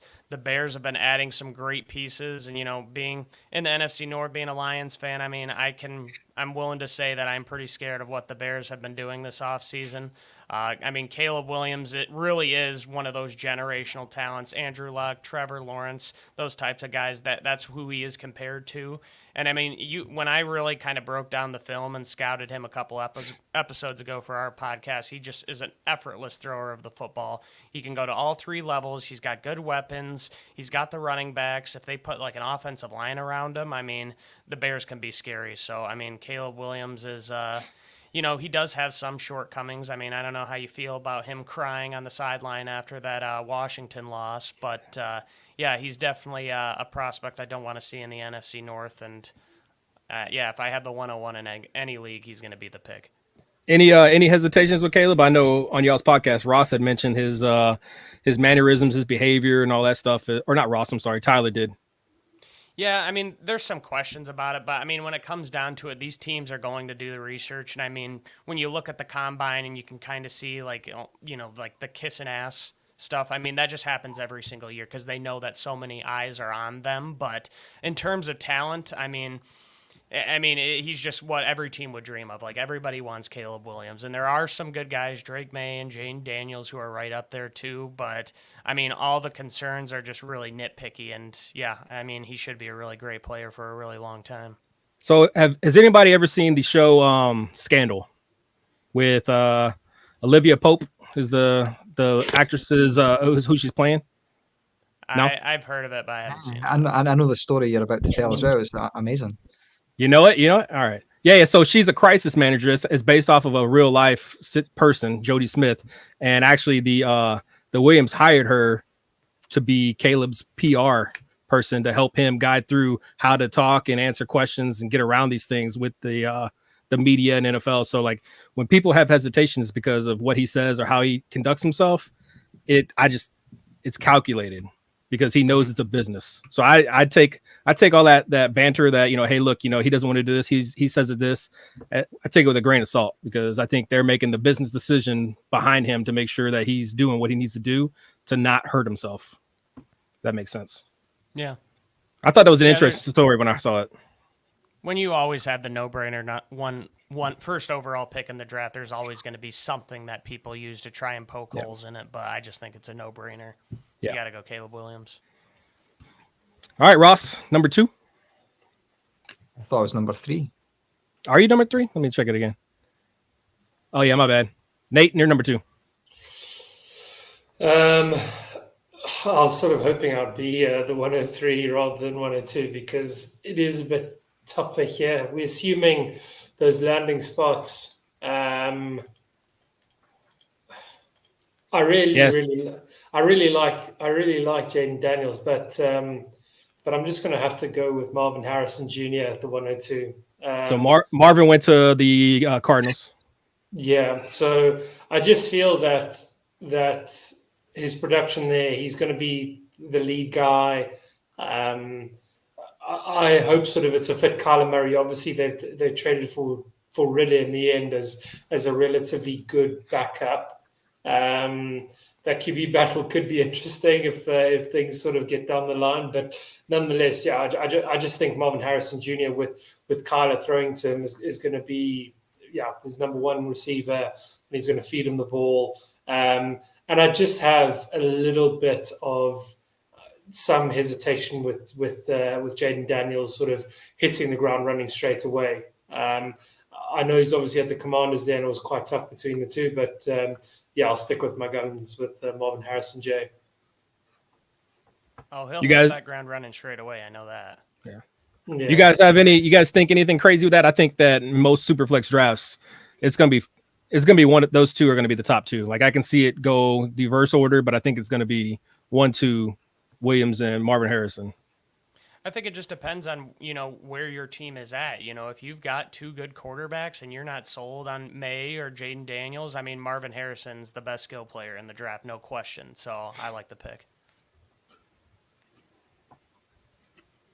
All right. Moving on to number 3. That's you. Now that's you, Ross. Now's where the draft starts. This is where it starts. Well, I'm going to take Jaden Daniels. I'm going to go the other one Nate considered. Jaden Daniels. A great fantasy asset, like we've talked about, is a rushing threat. And that's really why he's here for me. Like I said, I think I mentioned before, I have May above him in terms of my personal rankings. But in fantasy, Daniels is going to have a high floor early on. Even if he's not good as a passer straight away, he's going to be getting those rushing yards, hopefully those rushing touchdowns. And Commanders is a decent sort of situation outside of maybe the Cliff Kingsbury side of things. I think Terry McLaurin, you've got Jahan Dotson, like I mentioned. So, yeah, as a fantasy pick, I would like to maybe do something a bit spicy and pick a wide receiver, but I went against my better judgment and I went for Jaden Daniels. I don't hate that pick. I think it's a good pick. Anybody else? Yeah, I mean, if you heard our episode on our podcast about the quarterback episode, I mean, Jaden Daniels, as good as he is as a rusher, I mean, he really is talented throwing the football too. I mean, I'm talking all 3 levels. I thought before I really dug into the tape that he was just kind of, that run first quarterback, but he looks like with Lamar, for example, when he won MVP, he really kind of leaned on, the running game to carry him. And now you start to see him be a little bit more selective and pass that ball. And he's really improved as a passer. And I think Jaden Daniels kind of reminds me of how Lamar is playing now. So I really like the pick, Ross. Yes. All right, Tyler, you're up at 1-4. What are you going to do? Drake May? I don't want Drake May. I would take Malik Neighbors. I don't like May. I don't want him in New England. So Neighbors is the best player left on the board. Man, you got to pick best player available. I don't even remember who took him. Was it Chicago? No, it was the Giants. Giants. So I'll even still take him, even though he went to the Giants. I just think he's a freak athlete, and you can't pass that up at 1-4. So. Yeah. So you'd be mad if the Patriots took him, Drake May? What's that? So you would be mad if the Patriots took Drake May at 3? I mean, the Patriots are going to Patriot, so whatever. They've changed. They're not the 20-year dynasty anymore. So if they take, I mean, they can take May, and I'll still cheer for them, of course. But I think it's just a repeat of Mac Jones. So Poor Tyler. Wind's out of his sails. He's deflated. I think it's a little. Oh, yeah. I think it's a little spicy taking Neighbors over Drake May, to be honest, in a super flex draft. But I don't. I mean, you got, like you said, you got to take your guy and who you believe in. So we all know who what I want the Patriots to do. So I don't. and I want the, I still don't know. no, I want to, if Daniels isn't there and they don't take Harrison, I mean, I want them to take Harrison with 103. But if they don't do that, I want them to trade down. Take Gerald. I like that. Yeah. I like to trade down and see them take Bo Nix. I think that's the move, honestly. I think New England can get a bunch of picks by trading down, address a bunch of different positions that they need. I think taking Marvin Harrison Jr. there would be a mistake, even though they've been linked to wanting to get a wide receiver. And I don't know if Drake May or Jaden Daniels comes in and changes what you got. Like, I think trading down is the best move for him. But just quickly, just sort of asking, if Drake if Marvin Harrison Jr. did fall, or ends up, not necessarily fall, because he was on the board because the Patriots took a quarterback at 103. So let's hypothetically say that the Patriots do go Marvin Harrison Jr. at the 103. Surely that tanks Marvin Harrison Jr.'s value quite severely. And is there a realm that tanks him enough to fall mid, even late first round in fantasy drafts, in pure fantasy value? well, you took him. You took him at 2. Yeah, I took him at a 2 because he's at the Cardinals. If in a parallel universe, if he was at the Patriots, I'm taking Jaden Daniels at 2. Like I'm not touching him at 1 or 2. Yeah. I don't know. I think Marvin Harrison Jr. is so good it doesn't matter where he goes. I mean, the Patriots would be a poor landing spot, especially if they still don't get another quarterback in. But I just love the player. And like I said earlier, landing spot is important. But look at Jackson Smith and Jigba and Quentin Johnson last year. Everyone's like, oh, Quentin Johnson on the Chargers, he's going to be so good. And I never liked Quentin Johnson. I always took Jackson Smith and Jigba no matter what. And I'm looking smart for it. What you got, Tyler? I just want to say something to the rising rookies here. If, for some miracle, the Patriots take Marvin Harrison Jr., I will do anything in my power to move up and take him. So if you don't want him on the Patriots and you're like, shit, I don't want to take him with the 103, hit me up and I will do whatever except for trade Stroud. But anything else, I will do it. Thanks for showing your hand, buddy. All right. So the next pick is going to be the audience. So yeah, this is pretend like it's roster war setting, super flex, tight end premium at the 1-5 when all these guys are already gone. Who are the audience are going to pick next? I've seen Sean say May, but I'm not sure if he said that before or not. Yeah, I think May's probably the pick anyway. So we are going to go with Drake May at 105. And I think that's in a super flex draft. I think getting May at 105, especially when he's a top 3 quarterback, I think that's a wise choice to invest in. We just talked about how horrible of a landing spot the Patriots are. I didn't say that. Them at 105? You said that. Yeah. Well, everybody knows it.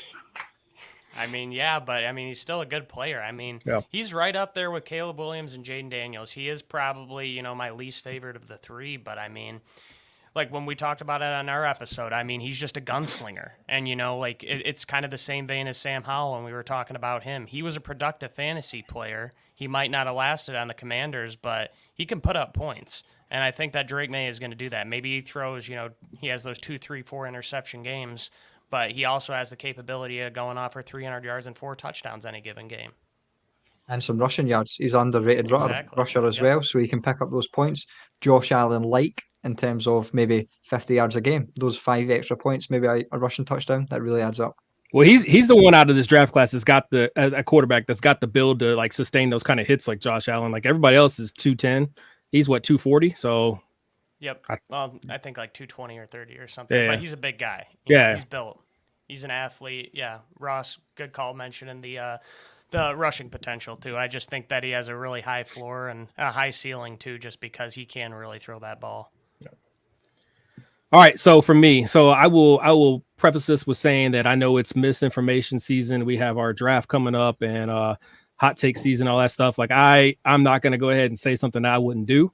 I actually own the 1-6, and if this board fell to me, I am running to put in Rome Odunze to the podium and smack that. I actually have I'm one of the guys that has Rome above Neighbors.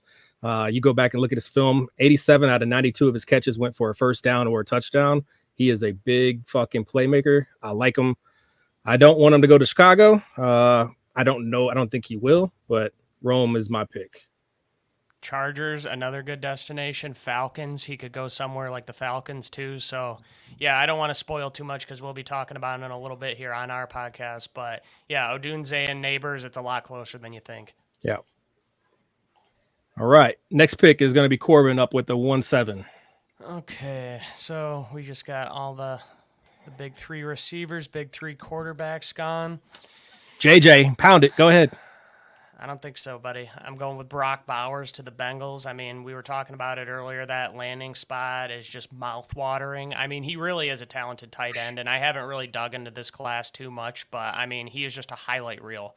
I mean, he can block. He's good with the ball in his hands. I mean, he's a red zone threat. He can really do it all. And, I mean, in a tight end premium league, he's going to be going in the first round no matter what. It just depends where. So, I mean, I could see you going with like a Brian Thomas or one of these other receivers, Troy Franklin, Keon Coleman. They're both intriguing. All those guys are intriguing as well. But, I mean, you're getting the bona fide best tight end in this class and pairing him with Joe Burrow. I can't resist. I got to go with a tight end.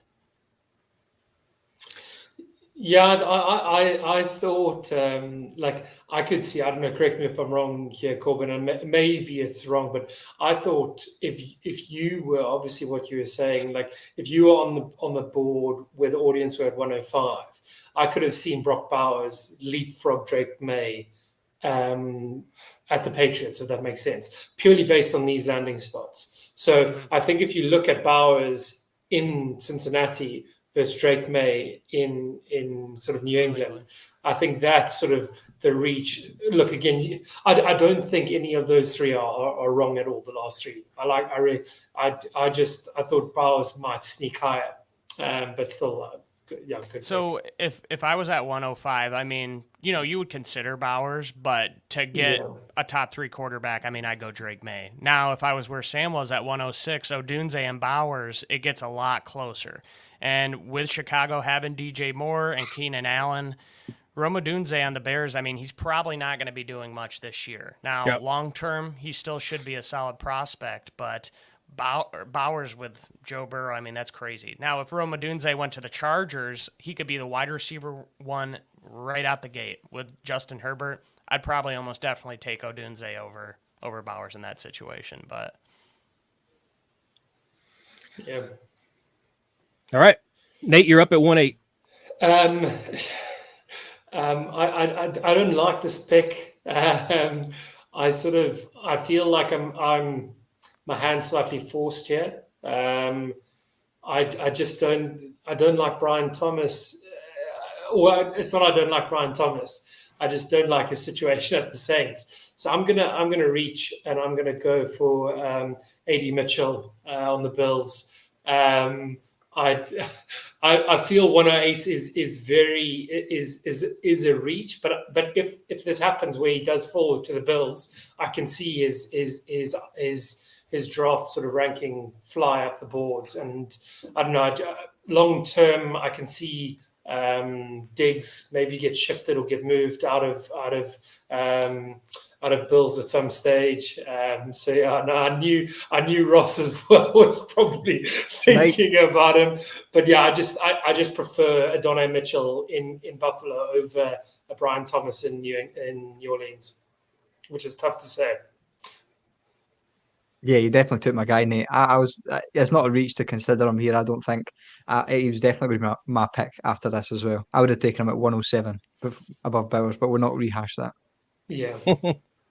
Yeah. So look, I'm just pretty happy with that landing spot, and I think he can be pretty fantasy productive, and I think if he ends up in Buffalo, he's going to be as you say a mid-late first round pick, if not maybe even higher. You can see some leagues that people will be willing to reach for him even more.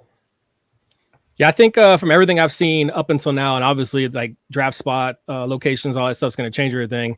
The top 8 has been the 7 that we have selected, with Brian Thomas Jr. being at number 8 spot. So this is the first one where I've seen somebody kind of creep into that, and I don't disagree with your pick. Yeah, it was tough to go against the Saints, but I just feel Derek Carr, he definitely can't sustain two very good fantasy relevant wide receivers, and on top of that, you're still going to have your Kamaras who are going to take a lot of the passing sort of targets. So yeah, I'm not very high on the Saints this year. I think it's going to be another really dogged, tough season. So that landing spot for Brian Thomas was what just sort of knocked him down a little bit. If he ends up somewhere else, then by all means, I think Brian Thomas is a better wide receiver. I just felt that the landing spot was enough there for me to really push Mitchell up. All right, Ross, you're up at 109. I agree with everything Nate said, so I'm going to make another decision I don't want to make, and I'm going to upset Corbin by taking JJ McCarthy next. I don't like JJ McCarthy. I don't think he's going to start he shouldn't be starting next year. But in this situation, if he's drafted by the Vikings give up all those picks to go up to, I think it was number 5 they went up to. He's going to get an opportunity early. Quarterbacks retain their value in Dynasty. So even if he's bad, you're going to have an opportunity to get off him next year. I really didn't like the Brian Thomas spot to the Saints. Otherwise, I would have picked him first. I like him better as a player. So begrudgingly, I'm taking JJ McCarthy. I think JJ is one that can get in that top 5 if that draft capital holds like what this mock does. So I don't hate your pick. Yeah, in a fairy tale fantasy land, if he went 5th overall, that's a lot to give up. He is going to get the opportunity. He's got Justin Jefferson. Yeah, I mean, I guess I can't blame you, because I think the no-brainer would have been Brian Thomas. But with the Saints, you guys are making good points here. It's not he probably won't get a lot of targets with Chris Olave and Derek Carr in that offense. So it's not a bad pick. I wouldn't have made the pick, but I can see why some would. What you got, Tyler? What are you saying? Can we start this draft over again? I just got breaking news that changes my first pick, because KJ Osborne just signed with the New England Patriots, so we are weaponized. Wait, was it a blue check verified Twitter, or like let's make sure? Real. No, this is real. Pelissero, yeah, he's there. And New England got their wide receiver, yay! Next or Marvin Harrison Jr. So 110, I'm gonna I passed up the quarterback. That's my first pick, but I am going to go with Bo Nix to Denver and hold on to him and let him prosper in my on my team. Prosper, okay. Nice. That's a surprise. I wasn't expecting that, to be honest with you. Look, I understand it. He's a first round pick, so I get it. But yeah, look, if he ends up with the 118 pick in Denver, you can see Bo Nix similar to Adonai Mitchell. It's a good landing spot for the guy. Like, I think it's a really good landing spot for Bo Nix, and there is every chance he could start in week 1, and that has to have some value. Whether or not he'll have a long career in Denver, who knows? But at the same time, I think Bo Nix at the 118 to Denver, it really will rock the boat of some fantasy draft where people will. I don't think he'll get out of the first round, and that will lead to some good players falling into early second round, which is probably a good place to be here. Like, if you're sitting with a 201, 202, you're pretty confident you're going to get some decent, talented wide receivers there. Because we've only had 1, 2, 3. Yeah, we've had 4 with AD Mitchell Oh, as yeah, well. Mitchell. But still, like I think Tyler, I like that pick, and I think based off him going to Denver, I think it's good value, or not necessarily good value. I just think it's a pick that's going to work. Yeah. I just want to say a couple of years ago I took Kenny Pickett, I think at 111, and I still get shit on about it. And now we're taking Bo Nix at 110. So I'll just throw that out there. It's a valid Is point. that, That's fair. is that the Eagles' backup QB? Yeah. That's a good pick. Yeah. If Jalen Hurts goes down, Kenny Pickett's QB1. Yep, he's right there. Take Hey, the reins. and Kill Harry went 102 in Rising Rookies a few years ago. So I wasn't there for that, but Who took him at 102? I wonder. I can't remember, but I know I traded Roquan Smith for him straight up. All right, 111's the audience. I got Sean saying he wants X-Worthy. Just kidding. He wants BTJ.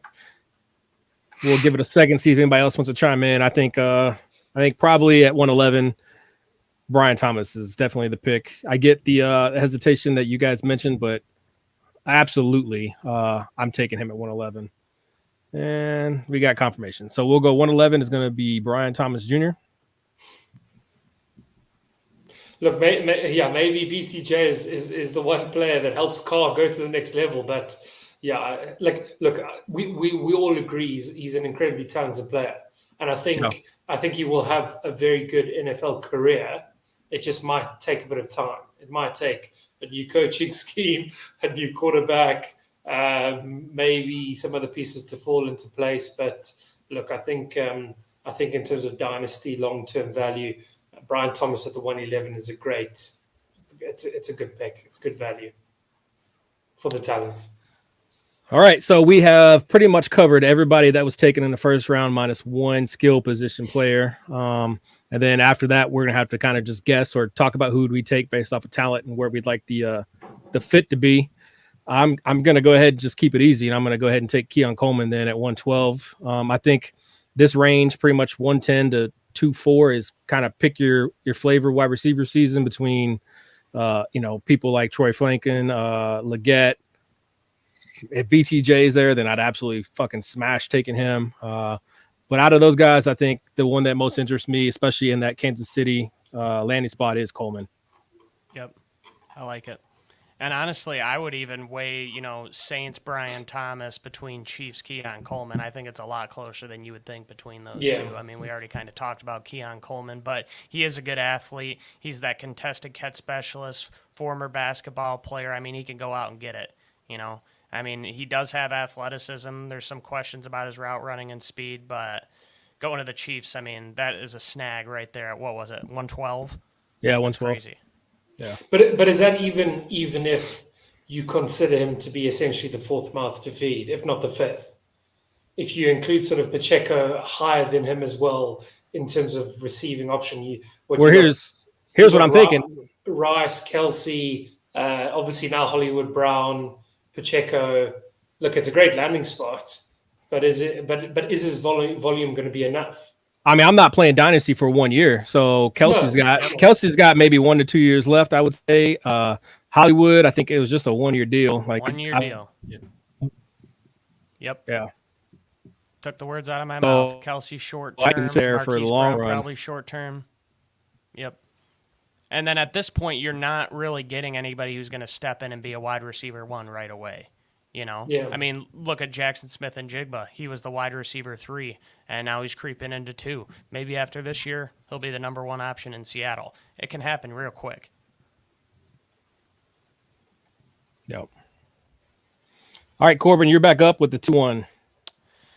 There's a couple of different ways I could go with this one, but I think I'm taking Troy Franklin just because, I mean, he's a fast guy. He's got good route running. We don't know the landing spot, but I think that he could go in the late first round. I mean, he's kind of right in the same bucket with Keon Coleman and Brian Thomas, in my opinion.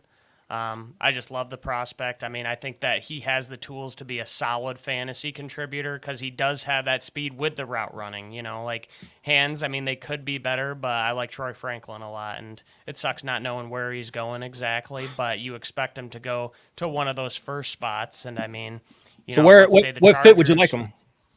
I mean, we'll say if we're looking at this mock draft, if the Chargers aren't taking a wide receiver and with their very first pick, then he could go there. He could go to the Jets with Aaron Rodgers. Maybe the Falcons want to add a guy because they just have Drake London and Kyle Pitts. I mean, the Patriots, I know they just added KJ Osborne, but him with Drake May, that would be enticing. The Commanders could go with Jahan Dotson, and Terry McLaurin's getting a little bit older. So, yeah, there's a bunch of good landing spots, and a lot of these teams that picking at the beginning of the second round are – they have these new quarterbacks. They might want to pair him with a wide receiver, and Troy Franklin's a borderline first rounder. Gotcha. All right, Nate, you're up 2-2.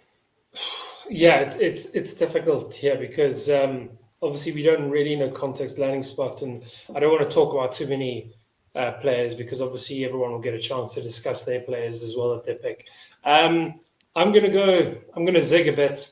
And again, it's probably just because these are sort of my needs in the PP as well. I'm going to go for the first running back off the board, and I'm going to go with Trey Benson.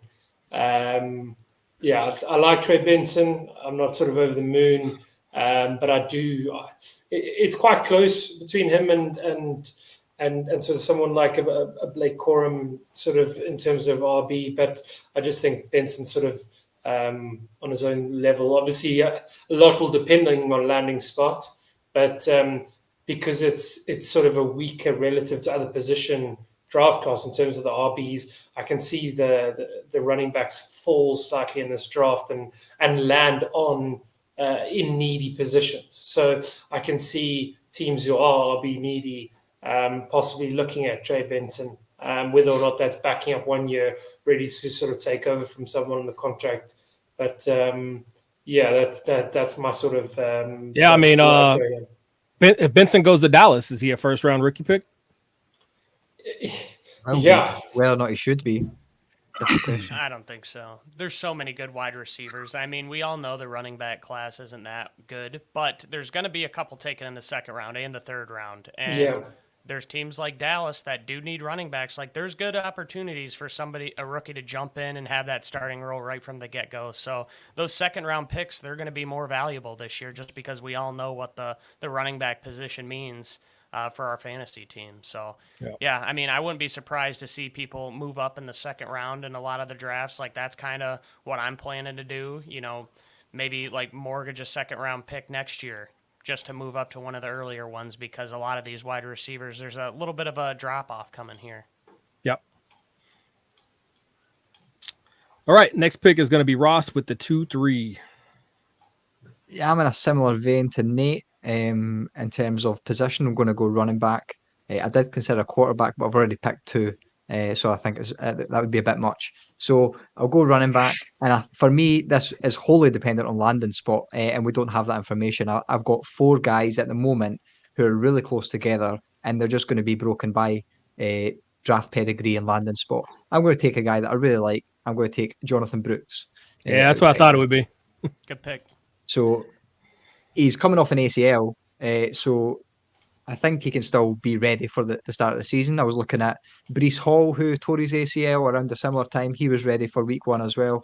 So it's possible he could be ready. It just depends on the landing spot. And hopefully, I think without injury, he would be a second-round pick for me. But we'll see where he goes in the real draft. But I really like him as a talent. I think he's the best runner in this class.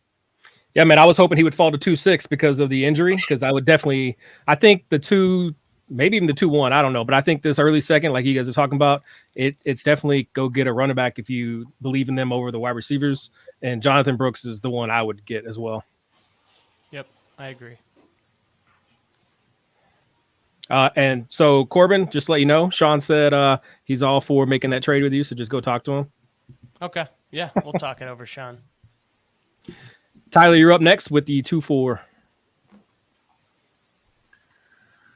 Well, I was thinking about going defense, but I don't know if I can be that guy yet. So I'm gonna go with Lad McConkey. I don't know where he's gonna go yet, but I really like him. He was kind of like the darling of the draft there, the combine, and he's got a great name. So yeah, Lad McConkey. I spelled that wrong. You did. One, I don't blame you. Yeah, my bad. Yeah. What do you guys think about Lad McConkey? I like him personally. I mean, he's more than just, your average white slot receiver type of guy. I mean, he's a pretty well-rounded guy. Super fast, actually, like surprisingly fast. I wouldn't say super fast, but surprisingly fast and quick. So, no, I mean, at this point, I mean, you're really just kind of taking guys with traits, and we don't know the landing spot, but he's got traits that translate into fantasy value in my experience. Yeah, when I first looked at him, I thought he was just going to be a slot receiver, but it looks like he can play on the outside as well. I do want to see where he lands. I think it's going to be a lot of fit if he fits where he's at. But I think this is probably the range he goes. Tyler bringing up defensive. Obviously, we're an IDP league. I'm not as high on this defensive draft class, but I do think there's probably an edge, at least one, that probably fits into these top 15, 16 picks. That maybe push one of these offensive guys down the board a little bit, but I don't think there's going to be many. Do you guys think any different? Or I think the narrative of the whole class in general is that it's a generational wide receiver class. Well, I'm saying narrative, it is true. And then running backs need to be picked. I think people get a bit itchy feet and want to pick those running backs. So I think if there's a draft where the defensive guys are going to fall a wee bit, it's going to be this one. And there's no good linebackers as well. That's a premium position. Yeah. There's just no one you can see unless someone gets picked in the first round, and it's an absolute shock. Yeah, I don't see a linebacker being picked this high either. Yeah, last year in our drafts, Jack Campbell got picked in the first round, and there's no Jack Campbell in this draft. So I don't. Yeah. Yeah, I mean, if you're looking at like taking someone in the second round, it's usually linebacker or, like a top 10 defensive end or something like that. And the linebacker class, the edge class, I mean, it's pretty weak. You got some good, talented defensive backs, a couple defensive linemen who will go in the first round. But in terms of, roster wars scoring, I mean, there's probably not going to be a lot of defensive picks in the second round, if any at all. All right, audience, you guys are up with the 2-5. So with the board, what it is, what would you guys be taking? You got some wide receivers still on the board. You got Michael Penix Jr., who we don't have a landing spot for, some running backs, and only really one tight end, I would think. So Sean says X-Worthy. I think he does get I think he gets draft capital to make it relevant, so I don't hate that, even though he wasn't picked in the first. I'm not sure if Todd's still around, so I'm just going to go ahead with X-Worthy as the pick at the 2-5. What do you guys think? Go ahead, Ross. I've said my piece. I'll let someone else talk. I've said my piece. I don't hate it here. My beef is with NFL teams taking him in the first round. And so, yeah, if he gets second or third round draft capital, I don't think it's the worst pick in the world, even though it won't be me that's making it. This is the one edge I think Mace. Yeah, this is the one edge player I think that comes in this little range right here, and that's Turner. Yep. I think that there's just a lot of other options that I would prefer over Xavier Worthy. I mean, he wasn't really on my radar until the 40-yard dash, breaking that record, but it's really all he's got in the bag, in my opinion, and I just don't see that translating to fantasy value. He could be a second-round pick in the NFL draft, but I don't think he's really a second-round pick in a fantasy draft. Just depends. So you like Leggett over him then, because Leggett was still available. Yep, I like Leggett. I like some of the running backs. I like Michael Penix Jr. I mean, he'd maybe be like bottom of the second round for me. Like, there's just some other guys that are more enticing. Dallas Turner, you mentioned too. And then, I mean, if we really want to get into it, Jatavian Sanders out of Texas is really solid as well. So. Yeah, he's the only other tight end in this class that I actually have any interest in besides Brock Bowers. So, all right, let's see. I'm up now, right? With 2-6. Man, not knowing where these guys are going to land, having to take a shot. I think I'm going to go with it's firmly in that territory of go get your running back season. I'm going to go with Jalen Wright. Good pick. I just think he came on the scene. I love what he's doing. I think he gets some good draft capital day 2, round 2 or round 3. He is easily can fit into a scheme, and man, like if he goes to the Chargers, lights out. I like it.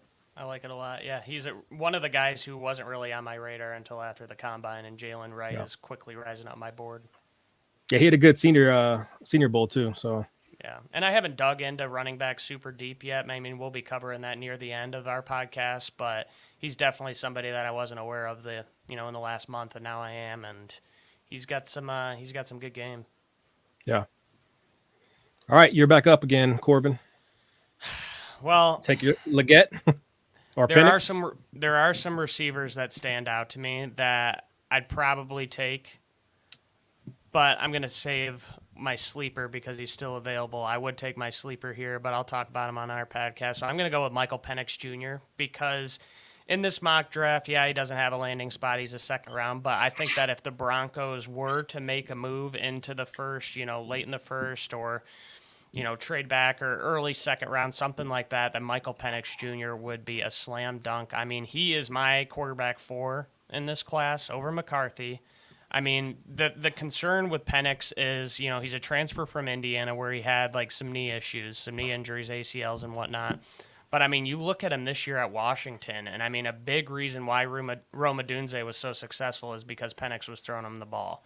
I mean, his deep ball accuracy is insane, and maybe it could be some of the best in the entire class. So I think that he is a fantastic thrower of the football, and the biggest concerns are his age, and I think he's only 23 years old, so that's not that big of a deal, maybe 24, and then the injury history, that's the other thing too. But, I mean, if he can stay healthy, I mean, he's got talent at the quarterback position. He got a clean bill of health at the combine. Yeah, so exactly. So, but you think that some people are going to – it depends on where he goes in the draft, but if he's a first-round pick, then – I don't know. Yeah. I mean, he's going to be top of the second for sure. I mean, you see Bo Nix go at 110, and I like Penix better than Nix.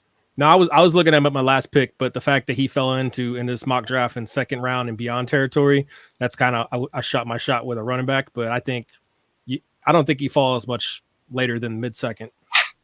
Even like look at Will Levis. I mean, I don't know off the top of my head or remember where he went and the roster drafts, but yeah, I mean, he's right in that territory, with Will Levis. I like Levis a little bit better, but he's got some traits, and that's really what you're looking for at this point.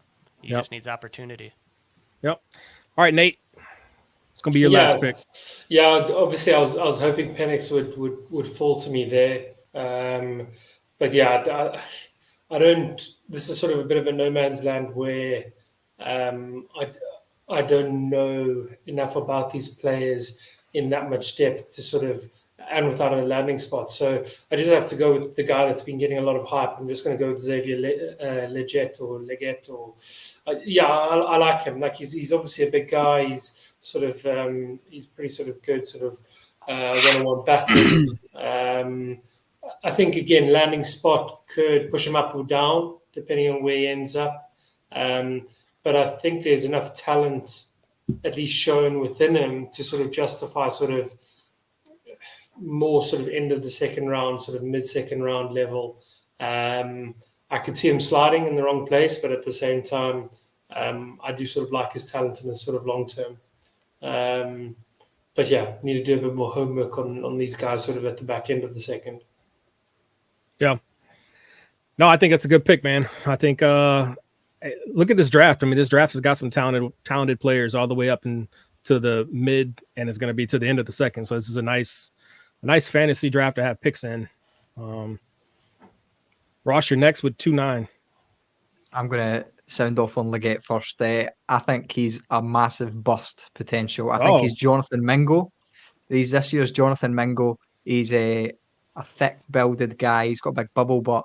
But he can't run routes, and he's a contested catch guy. But is that going to be successful at the next level? I don't think so. I'm way out on him. He's like my 15th ranked wide receiver or something like that. at the moment. So I'll leave Why that are you with looking you. at his And butt? then Ross, yeah, hey, he's got a big butt. Ross don't like that cake. Got it. Nope.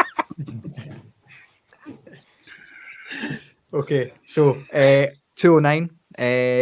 I'm going to go running back again. It's a nice sweet spot, I think, in the second round. If you need running backs, maybe not get RB1, but we'll see where this landing spot goes for Marshawn Lloyd at the USC.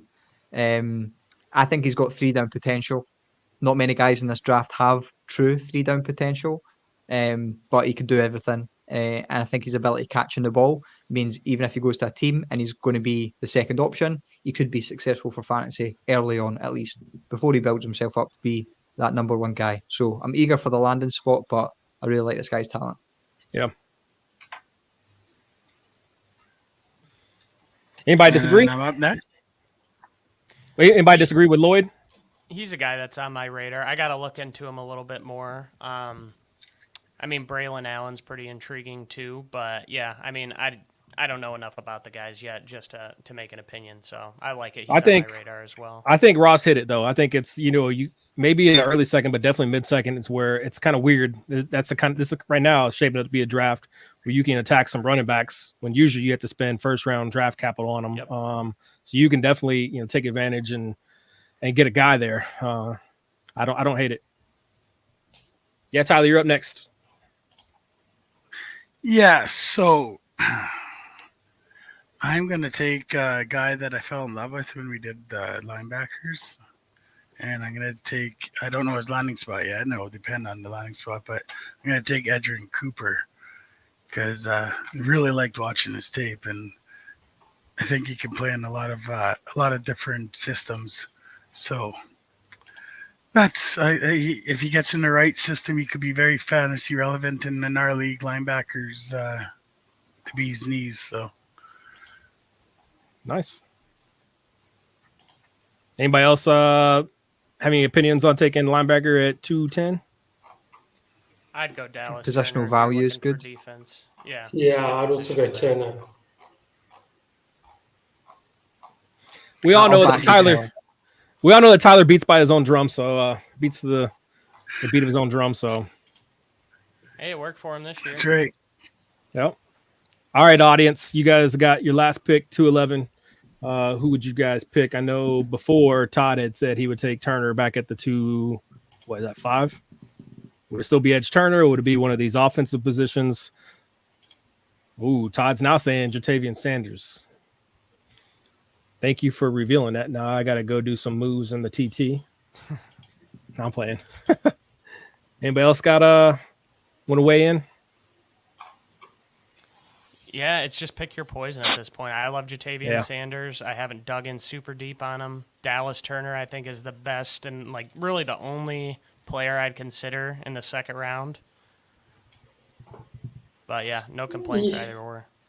Yeah, I don't know. Like even someone like Jared Verse, I think, and more just landing spot. And obviously with draft capital at sort of 115 at the Colts, you can see him sort of getting quite a high snap count from early doors as well. He might be another defensive player that sort of pushes up and tries to get to the quarterback. But yeah, I think Dallas Turner is the safe option.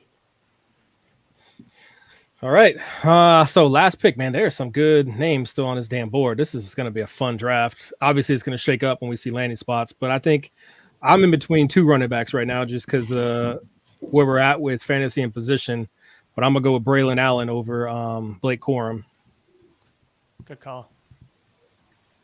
What do you think about his 3-down potential? He's pass catching. You worried about that?